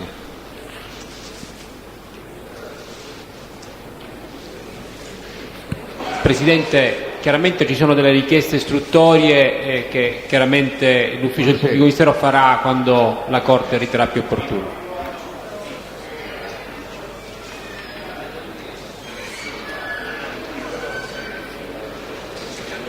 Allora, sospendiamo per un'ora, Signor Presidente, chiedo scusa. poi Chiedo scusa, signor Presidente. iniziamo il controesame. Signor Presidente, mi scusi, per la traduzione degli imputati che stamattina erano a colloquio Può avvenire. disporrà... Va bene. Va a venire in questo momento. Presidente, le chiedo scusa. Presidente, mi scusi. Di No, sabato. per capire. Ci pensa lei. Scusi, signor Presidente, mi scusi, per capire il calendario dei lavori quale sarebbe per il pomeriggio? Ad oltranza, solo alcuni controesami? Così per capire, Presidente, grazie. Signori, se dobbiamo utilizzare la giornata, mi pare che abbiamo fatto 2 ore e mezza di udienza, ne facciamo altre 2 ore e mezza, più un'ora di intervallo. Questo indicativamente. Presidente, In queste mi 2 ore scusi. e mezzo approfittiamo di questo per quelli che devono assentarsi la settimana prossima e quelli che non vogliono venire la settimana prossima, per il controesame. Ritiene la Corte di potermi concedere 10 minuti, non più, intorno alle 19 per il mio controesame? Scusate una cosa, sì. Avvocato, come faccio a rassicurarlo?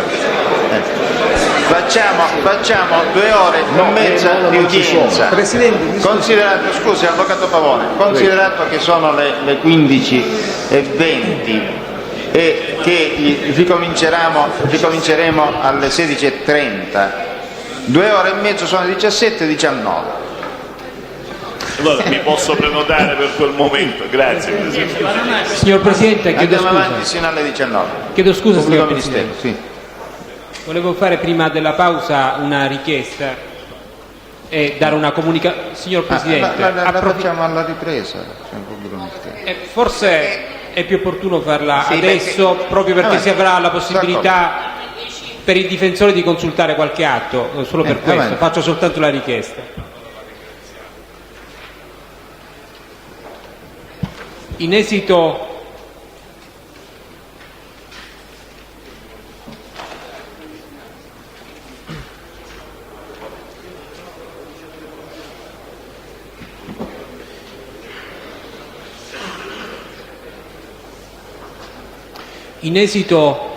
alla disposta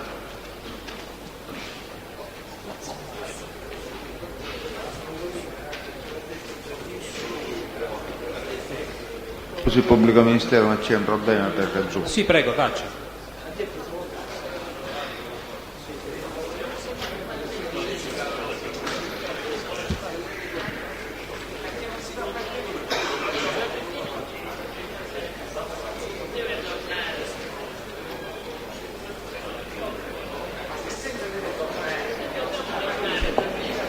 E allora, Pubblico Ministero. In esito alla disposta audizione di Farina Domenico, l'Ufficio del Pubblico Ministero deposita nel proprio fascicolo copia autentica con omissis dell'interrogatorio reso all'Ufficio del Pubblico Ministero in data 29 dicembre 1995 dalla Farina Domenico. È allegata anche una missiva indirizzata all'Ufficio del Pubblico Ministero dal Farina stesso, e chiede che vengano acquisite al fascicolo del dibattimento numero 2 missive indirizzate all'Ufficio del Pubblico Ministero dal Farina stesso in data 9/12/95 ed in data 30/1/95, nelle quali L'ho detto al contrario, viene prima il 31,95 e poi c'è l'altra missiva che è appunto del 9,12,95. Fa riserva al pubblico ministero di produrre e di depositare il proprio fascicolo altra documentazione, non l'ha potuto fare e non ha potuto completare lo studio degli atti relativi al fascicolo della Farina che sono compendiati nel procedimento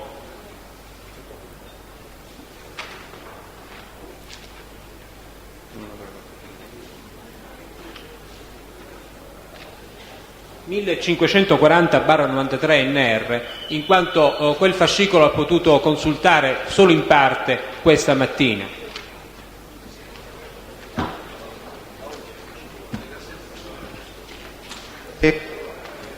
Siamo al proseguo l'intervento di controparte dopo che avrà esaminato i documenti per quanto riguarda la richiesta del pubblico ministero di ammissione al fascicolo del Dipartimento. Permette, Presidente, io credo, dal momento che il signor Malvagna credo debba tornare martedì, tornare qui il pomeriggio, fra l'altro noi non disponiamo né di sirene né di... Non ci parlate di sti sirene, avvocato, per favore. Chi è diretto esclusivamente al pubblico ministero, il quale si sposta con le sirene non per ragioni di rapidità, ma per altre ragioni che conosciamo tutti. Quindi lasciamolo dire, c'è stato qualche avvocato che viene da fuori, non ci conosce, non sa i nostri costumi e glielo lasciamo dire. Avvocato Attanasio, picchiabile a dire lei sta cosa. Ma non sto dicendo, sono le 15:30, Presidente, impieghiamo mezz'ora per arrivare in città. È un problema anche così di opportunità. Cioè, di fare un'ora e mezza anziché un'ora, questo mi sta chiedendo. Non torniamo martedì? No, dobbiamo farlo oggi l'udienza, avvocato mio. Non posso fare diversamente. Quindi tra un'ora ci rivediamo. Presidente, l'avvocato Napoli. Presidente, chiedo scusa. Io sarò puntuale alle 4:30. Consente che inizio io col controesame? Grazie.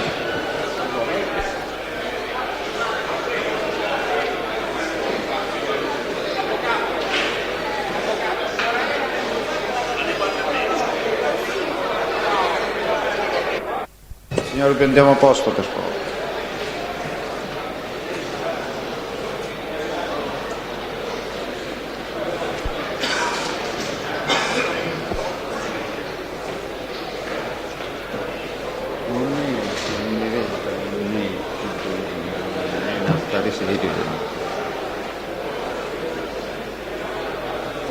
Presidente, le chiedo scusa. Davanti agli occhi. Sì. Le chiedo scusa, ho creduto di capire che già dei colleghi si sono prenotati per il controesame. Sì, l'avvocato Napoli. No, mi pare più di uno, credo. Sinora io ho avuto la richiesta da parte dell'avvocato Napoli. E credo di capire anche la sua? No, io siccome mi ero tirato i conti che per le 7 non ci sarei comunque arrivato, le annunziavo che avrei sfruttato la possibilità del martedì per il controesame. Volevo... Signore, considerate pure che dobbiamo riempire lo spazio. Sì, ma non con l'avvocato Russo, Presidente. L'avvocato Russo... Voglio dire, ho sentito perlomeno ho parlato con l'avvocato Rizzo che mi ha comunicato tutto questo, ho avvertito studio, ho detto sto arrivando. Peraltro mi era parso di capire che altri colleghi volessero farlo, sono le 5. Non gliela posso dare un'autorizzazione formale ad andarsene, avvocato Russo, perché se interviene soltanto... Presidente, non è un'autorizzazione che le chiedo, non è un'autorizzazione. Io stavo annunziando questo mio proponimento di controesaminare martedì. Se non me lo consentirà martedì, pazienza, non controesame. Allora non c'è luogo a discussione. Il signor Malvagna, per favore.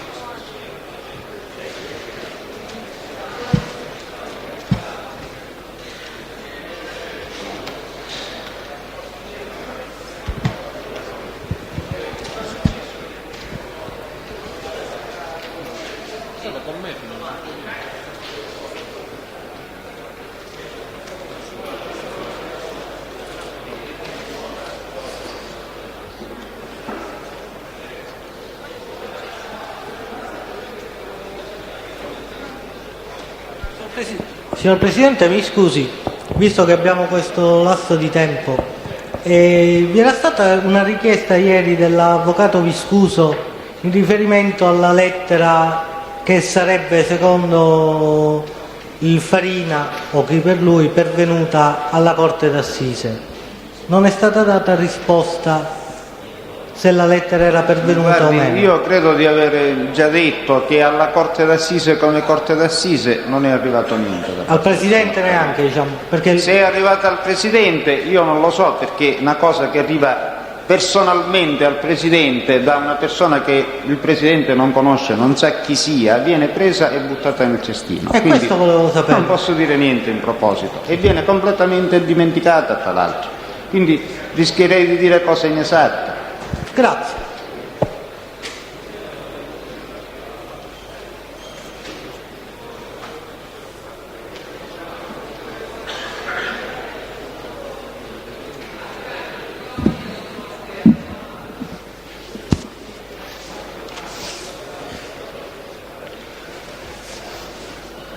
Allora, Avvocato Napoli può procedere. Grazie Presidente.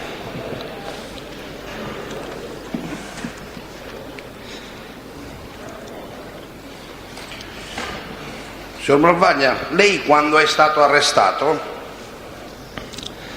Sono stato arrestato il 25 marzo del 1993. 93, sì. Quando è stato arrestato lei perché è stato arrestato? Per quali reati? Sono stato arrestato perché ero latitante per un mandato di cattura all'operazione Aria Pulita 1 per i reati di 416 bis. Sì, e basta? Sì, 416 bis e basta. E poi in seguito sono state contestate pure il 75 i reati per gli stupefacenti. Sì. Senta, e poi le è stata contestata anche, notificata l'ordinanza cosiddetta Orsa Maggiore? Sì. Si ricorda quando? L'ordinanza mi è stata notificata mi sembra, se non vado errato, il 26 dicembre del 1993. Sì. Ha avuto modo di leggerla? No, era tanta, 1000 e passapagine. Ho letto la mia posizione. Ah, ecco. E sa di che cosa era imputato in quel processo o di che cosa è imputato in questo processo? Associazione finalizzata al traffico degli stupefacenti. Soltanto? Sì. Lei non ha mai avuto modo quindi di leggere verbali o altri interrogatori in relazione a questo procedimento? No. Né di parlarne ai tempi col suo avvocato di fiducia?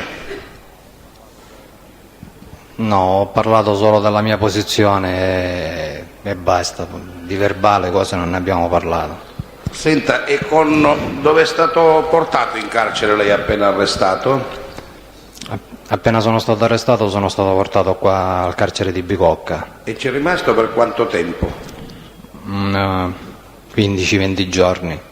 Dopodiché sono stato trasferito al carcere di Rebibbia.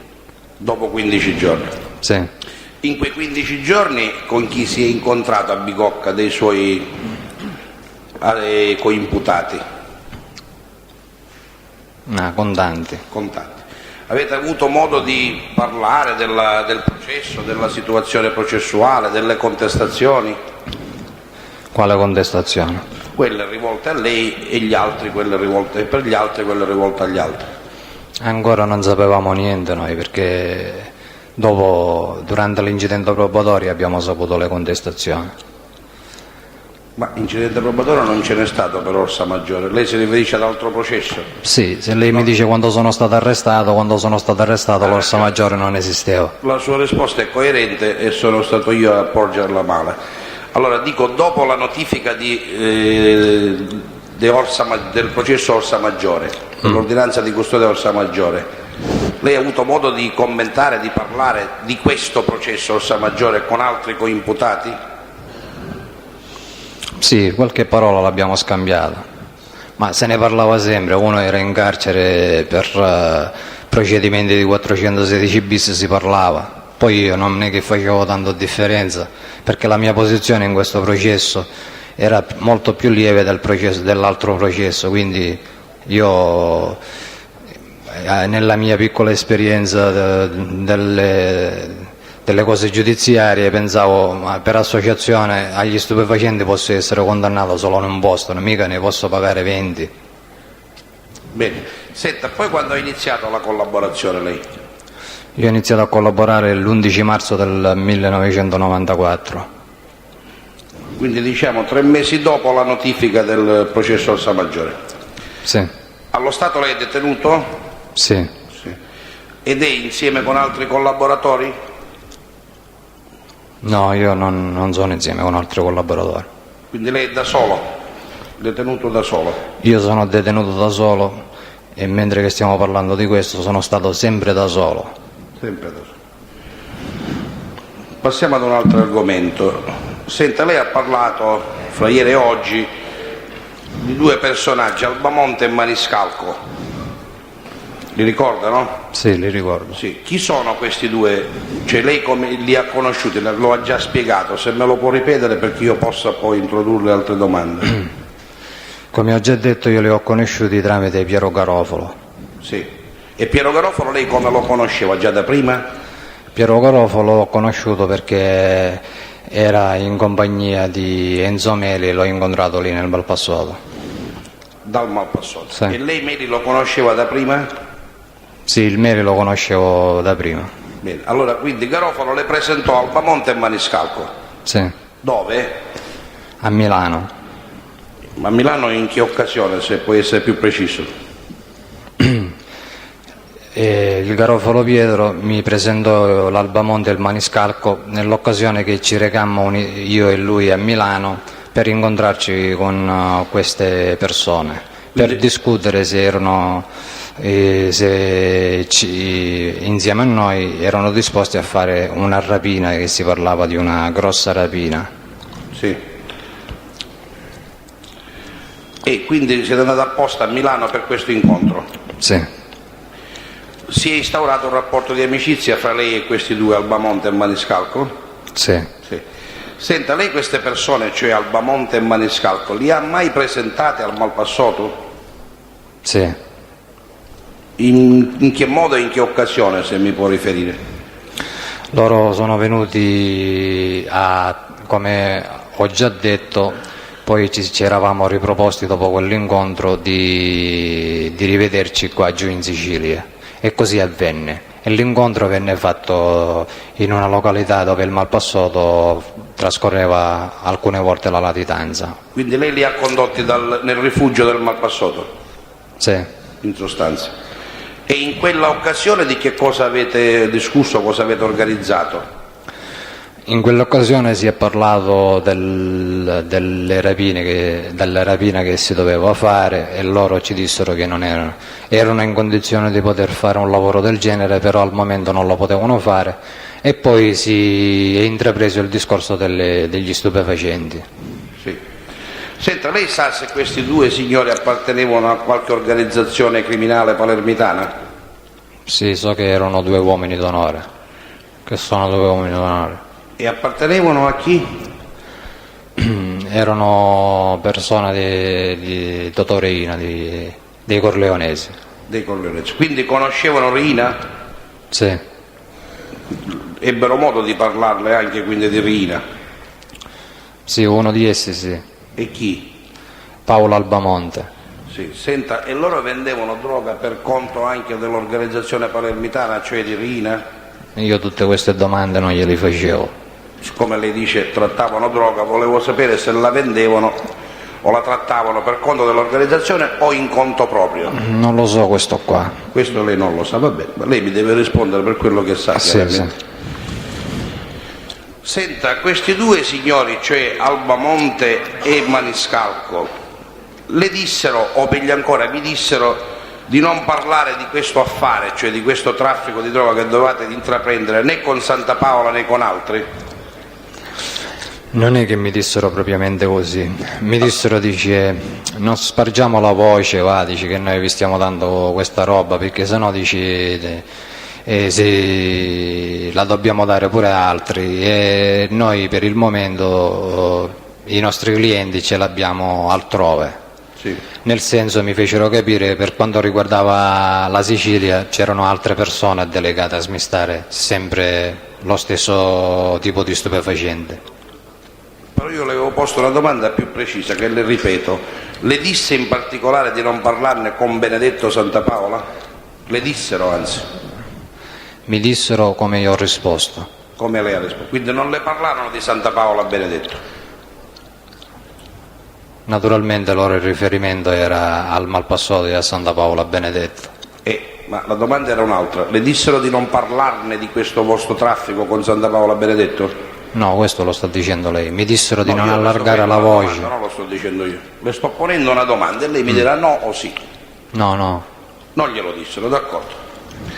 Senta, lei ha parlato che con questi due signori lei ha ricevuto 3 forniture di droga.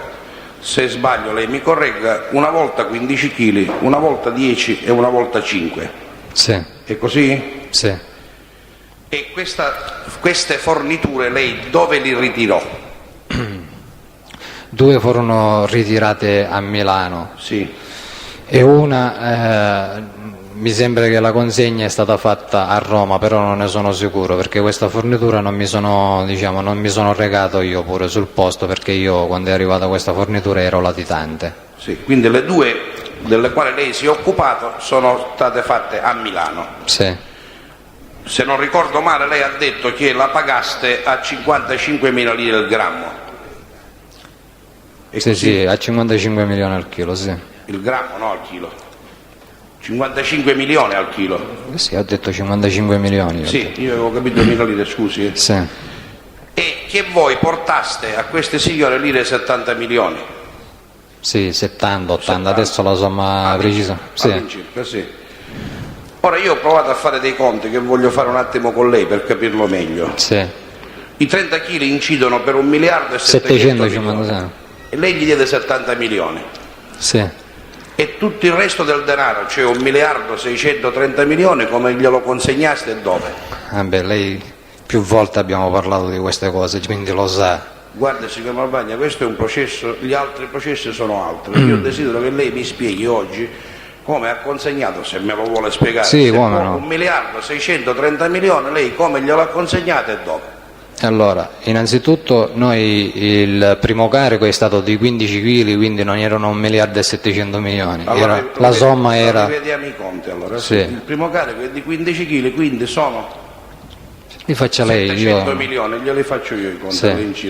all'incirca 700 milioni. Posso sbagliare di poco. Sì, poi e mamma... lei gli diede 70 milioni. Sì. Gli altri 630 milioni come glieli consegnò e quando? Man mano che noi vendevamo la sostanza stupefacente e incassavamo i soldi, ci andavamo incontrando e si consegnavano i soldi, una volta 250, una volta 280. Allora lei Maniscalco Albamonte e Maniscalco non è che le ha viste 3 o 4 volte, le ha viste decine e decine di volte. Ma io questo che l'ho viste 3 o 4 volte non l'ho mai detto. No, dico, le ha viste decine e decine di volte, perché l'ho viste, sì. Ogni volta gli consegnava una volta 30, una volta 50, una volta 100 milioni, immagino, no? Sì, certo, non ci andavo lì... E dove venivano loro a Catania o ci andava lei a Milano o a Palermo? Ma ci sono stati dei soldi che sono stati portati a Milano, ci sono stati dei soldi che sono stati consegnati qua in Sicilia. Ho capito. E precisamente... Quanto è durato questo rapporto con Albamonte e Maniscalco per queste 3 forniture? Cioè è iniziato quando? In che periodo? È iniziato nel maggio del 1992. Sì. Ed è finito con, quando mi hanno arrestato, che ancora gli dovevamo dei soldi, e poi so che loro si sono incontrati con il Malpassato e il Malpassato ha provveduto. Quindi è durato 8-9 mesi. In 8-9 mesi lei vi vedevate ogni settimana, immagino. Perché ci vedevamo ogni settimana. E per consegnare 1 miliardo e 700 milioni in varie tranche, all'incirca questo è il periodo che ci vuole. Questi sono i conti che si fa lei, avvocato. No, lei le ha fatte, lei ha detto la pagavamo a 55 milioni al chilo, io ho moltiplicato il tutto. Bene, così non è sì. polemica. Sì. Ora la domanda. No, non è polemica, Presidente, è un conteggio che sto facendo con... La polemica del resto è bilaterale. Sì. Dico, senta, signor Malvagna, dopodiché questa cocaina è stata tagliata da voi, mi pare che lei era detto. Sì, alcuna no. Alcuna sì, quindi si è moltiplicata, per cui l'utile da 1 miliardo e 7 è diventato 3 miliardi circa. Anche di più. Anche di più. Bisogna vedere come la si lavora. No, io parlo di... sei chiaro, certo. Io ho fatto un conto, mi sono tenuto basso. Lei mi pare che ieri ha detto che ha mandato una quota a Santa Paola, Benedetto, di 50 milioni, ricordo bene? Sì. E su 3 miliardi 50 milioni era la quota di Santa Paola, Benedetto? Quella mi hanno detto di mandargli e quella io gli ho portato. Gli ha portato lei personalmente? No, io no. Mi hanno detto di preparare quei soldi che si dovevano mandare allo zio, lo chiamano così. Ho capito. E lei a chi l'ha consegnata sta somma da portare poi a Santa Paola? Sì, io l'ho consegnata. L'ho portata in un posto dove era latitante Salvuccio Pulvirenti e si incontrava con il padre. Sì, quindi lei l'ha consegnata a Salvuccio Pulvirenti? Sì. Il quale poi a sua volta avrebbe dovuto darla a Santa Paola, così a lei dissero, no? Sì, la dovevo mandare tramite Piero Puglisi. Ho capito. Senta, già che lei era latitante per la terza fornitura, come fece poi a pagare? Se ne occupò lei di pagare Alba Ponte e Maniscalco, se ne occuparono altri? No, come gli dissi, il conto fu chiuso dal Malpassolo. Dal Malpassolo. C'era una rimanenza grossa di conto? Non lo sa lei? Ma la rimanenza non era tanta grossa. Quando mi hanno arrestato rimanevano 140 milioni. Ho capito. Quindi gli erano state consegnate 1,5 miliardi già circa. Senta, poi lei ha detto che avete scambiato degli orologi con della cocaina a Palermo, ricordo bene? Sì. Questi orologi erano provenienti da una rapina, lei ha detto. Sì. Rapina commessa dove? A Belpasso. È sicuro di ricordare così? Belpasso lei? Sì, sicurissimo. Sicurissimo. E di che orologi si trattava? Di orologi d'oro? Sì, orologi d'oro. Marca Lucien Rochard. Lucien Rochard. Perfetto. Senta, lei, e quindi voi avete consegnato questi orologi ed in cambio avete avuto la cocaina? Sì. Niente soldi per questi orologi? Anche soldi. Ah, anche soldi. Come mai? C'era una differenza a vostro favore? No, non c'era una differenza a nostro favore. Allora? Quanto valevano questi orologi? Ecco. Gli orologi sono stati conteggiati come sono stati stimati in 45 milioni. E il chilo di droga 55, il chilo di cocaina, no? No, questa qua era un prezzo diverso. Ah, e cioè? 60 milioni. Allora erano loro che vi dovevano dare, eravate voi che dovevate dare 15 milioni a loro? Sì. E come mai lei poco fa mi ha detto invece che avete avuto una parte in soldi e una parte in cocaina? Mi sono un po' confuso. Volevo dire che siccome abbiamo preso dei soldi che avevamo in cassa per darli ai ragazzi che avevano fatto questa rapina perché erano senza soldi. Ah, quindi ho capito. Allora in sostanza non avete avuto soldi per questi orologi? No, non abbiamo avuto soldi. Anzi, li avete date voi, ok? Sì. D'accordo.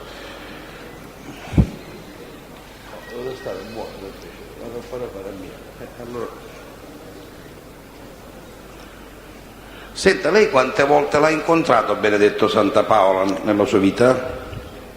Una volta. Una sola volta.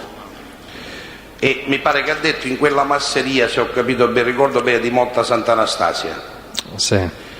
E quando c'è andato lei, in che periodo, se lo ricorda? Nel 1991, fine del 1991. Fine 91. O al massimo inizio 92, adesso non è che me lo ricordo con precisione. Non le chiedo il giorno, ci mancherebbe. Sì. Fine 91, inizio 92. Perché ci è andato? Ci sono andato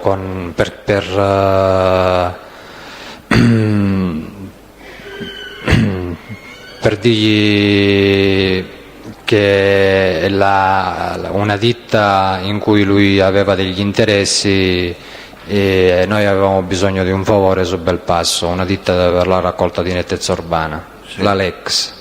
Sì.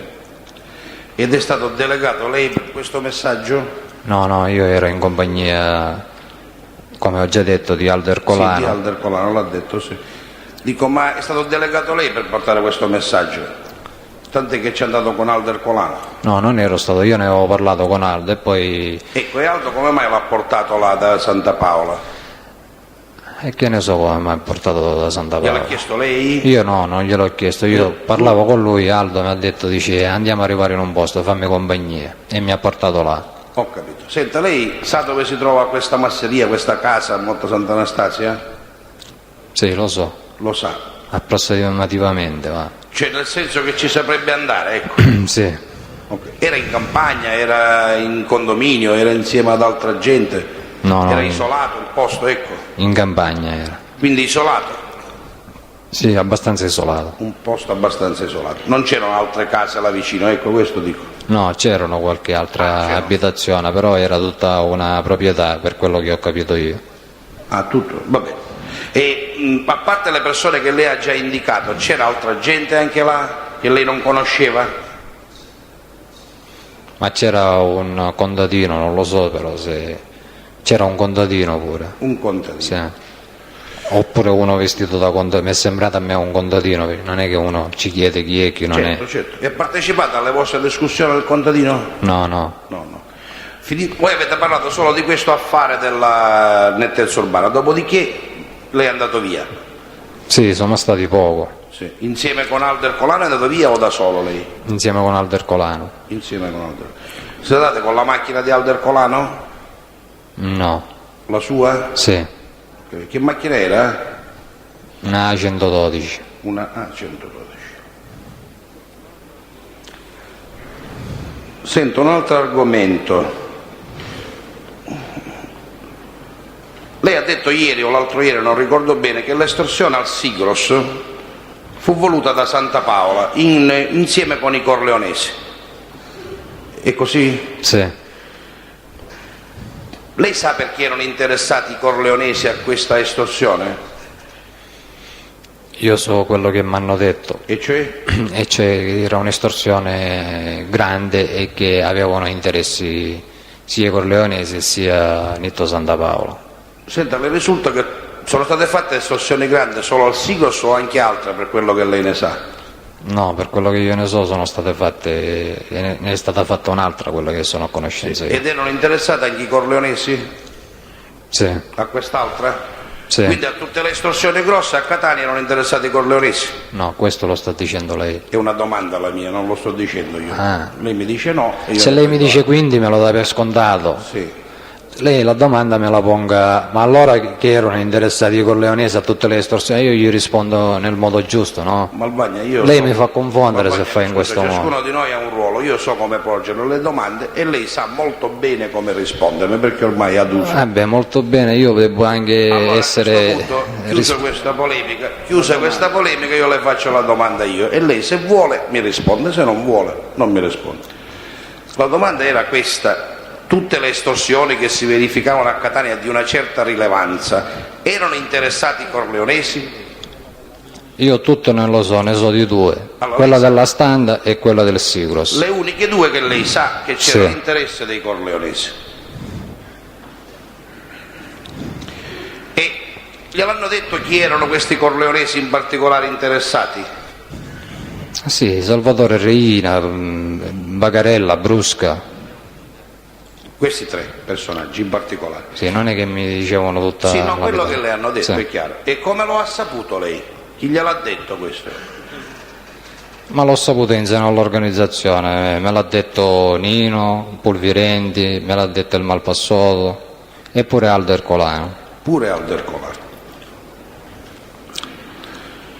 Un'altra domanda le avevo fatto, se ricordo bene, lei ha detto che Santa Paola e Mangion, Ciuzzo, sono stati latitanti insieme a casa Cesarotti. Sì. È così? Sì. Mi può dire in che periodo questo è avvenuto? No, il periodo di preciso non lo so, però so che è stato tanti anni fa. Ecco, come lo sa lei? Lo so perché poi non ci sono stati più, il Malpassoto mi ha detto che si erano allontanati là perché i Cesarotti da un periodo di tempo erano un po' all'occhio delle forze dell'ordine e quindi non era un posto sicuro là. Quindi di questo lei gliene parlò un Malpassoto sempre? Sì. Lei ha parlato anche delle strategie terroristiche della Falange Armata. Chi Sì. le parlò di queste strategie terroristiche e di questa Falange Armata? Me ne parlò il Malpassoto. Soltanto? No, poi ebbi modo di parlarne anche con Girolamo Rannesi. Sì.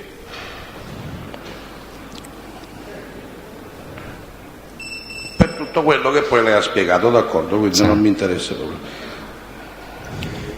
Senta, lei ha detto che conosce Tornabene. Sì, torna bene Mario. Mario, sì. Senta, che età c'ha pressappoco Tornabene Mario? Ma È una persona anziana, una persona giovane, ecco.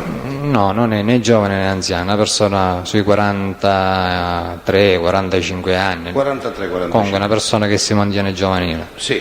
Senta, e in che rapporti è o era il In che rapporti era il Tornabene Mario con il Santa Paola Benedetto, per quello che lei ne sa?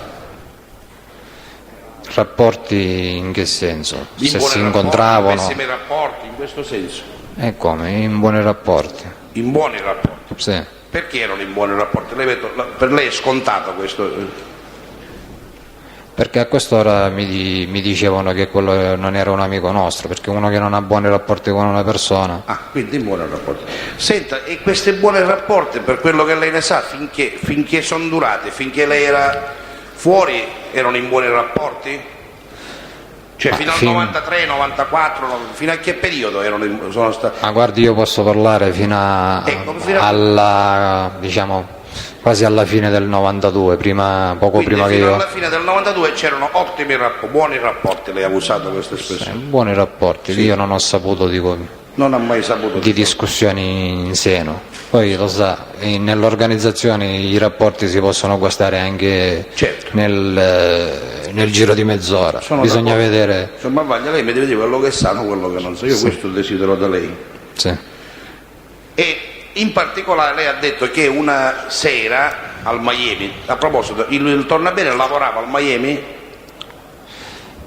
Lavorava, non lo so se lavorava. Era di casa, sì. Ha usato questa espressione, lei era Sì, di sì. casa, sì. E in particolare lei ha detto che Francesco, figlio di Benedetto, una sera lei lo vide al Miami. Sì. E che anzi lei disse, se sbaglio mi corregga, salutò il Tornabene ed altre persone che erano con lui. Sì. È così, vero? Sì. Li salutò con rispetto il Francesco Santa Paola, oppure lei notò qualcosa di particolare? Con rispetto lei che cosa intende dire? Scusi. Intendo dire che Francesco Santa Paola, essendo un ragazzino rispetto a quello che era grande, le chiedo se lo salutò con rispetto oppure con più confidenza, ecco. Ma guardi, io con rispetto non so quello che lei che ci ha baciato la mano, che cosa vuole, non lo so. Che No, con rispetto che deve. Li Guardi, ha salutati normalmente. Ciao Mario. Mi ascolti, io quando saluto il presidente Virardi lo saluto con rispetto. Ma Ecco, tutte le persone si rispettano. è vero che si rispettano tutte, ma si ha un particolari comportamenti con le persone più anziane di me. Ora io le chiedevo se, essendo un ragazzino, il Francesco Santa Paola lo ha salutato con rispetto, ecco, in questo senso. Dico. Ma guardi, io non ho notato questo, ho notato un saluto normale. Ciao Tizio, ciao Caio, ha salutato tutti quanti garbatamente, educatamente, senza quel senso di rispetto che ci potrebbe essere, diciamo, perché uno quando c'è un senso di rispetto usa, mettiamo la parola sa bene dico, ossia, queste cose non Si c'erano. può usare anche questo col nostro dialetto. Sì. Senta, questo incontro in che periodo è avvenuto? Se lo ricorda al Miami? Sì, nel 1992. 92, benissimo, grazie.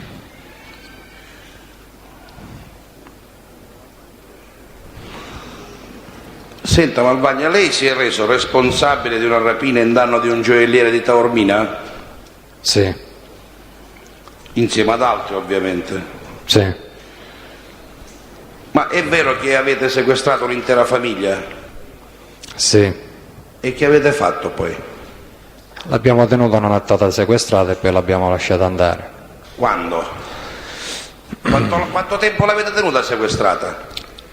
L'abbiamo tenuta sequestrata dalle 8:30 all'incirca di sera fino alle 9 di mattina, 9 e qualcosa, perché abbiamo avuto un problema. La rapina non doveva avvenire così, doveva avvenire diversamente, solo che siccome la cassaforte era a tempo abbiamo dovuto che si sbloccasse. Sì. Senti, le avete tenuto sotto la minaccia delle armi? Dapprima sì, quando le abbiamo presi, poi le armi sono state tolte anche perché c'era una bambina, però ce l'avevamo sempre a portata di mano addosso. Avete dato qualche schiaffo anche alla bambina? No, queste cose non ne facevano i nostri avvocati. Non lo so. L'avvocato ha interesse a qualche cosa di specifico? No, Presidente, no. L'argomento, allora... Ho chiuso l'argomento. Senta Malvagna, lei era uomo d'onore?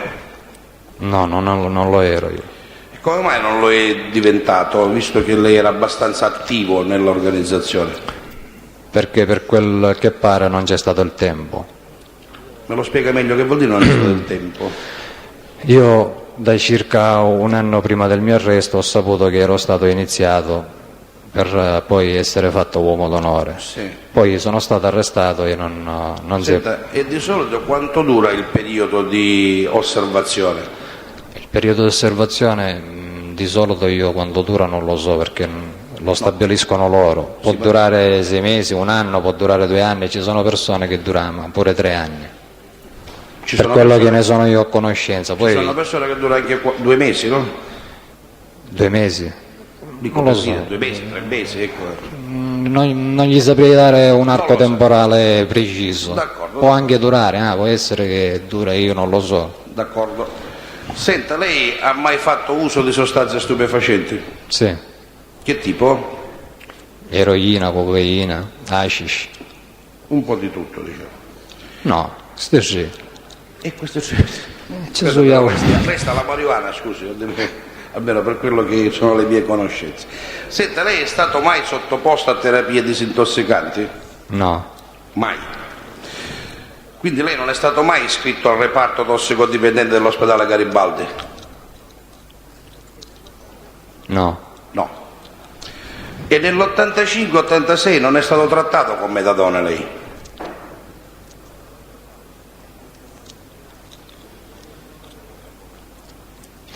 non gli rispondo a queste domande, avvocato. D'accordo, io lei non è obbligato a rispondermi, io gliele pongo e lei non mi risponde.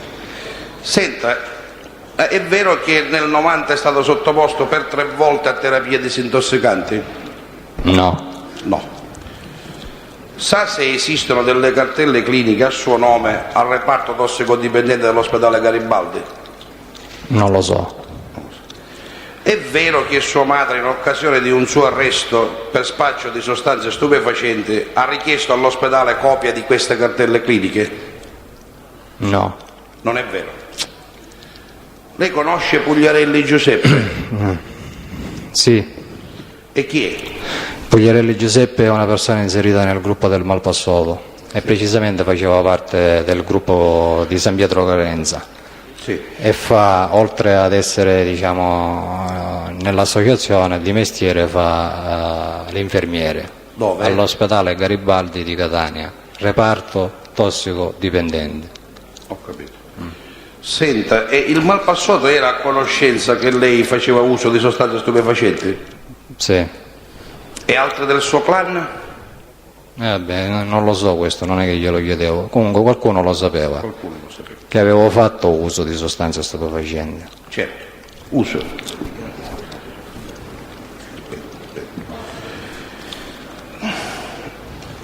È vero che il Malpassato lo costrinse a certe attività per amore di farlo disintossicare? A quale attività? Glielo dico subito. A portare le sue urine giornalmente per il controllo? No, Non è vero. Quindi non è neanche vero che lei invece delle sue urine portava quelle di sua moglie per il controllo? no, Non è vero. Ma non sa quindi se questa circostanza l'ha riferita proprio suo padre? Questo dell'imbroglio che lei creava? Non lo sa. non lo so. Mio padre, che è stato preso a verbale, ha riferito queste cose. No, io sto chiedendo, non è che si è preso a verbale, le sto facendo delle domande, lei mi dice no e io ne prendo atto. Ma chi la dovrebbe riferire? L'avrebbe riferito questa cosa? L'avrebbe riferito a qualcuno dell'organizzazione? No, per quello che mi risulta a me no. Pugliarelli? No, no. Neanche.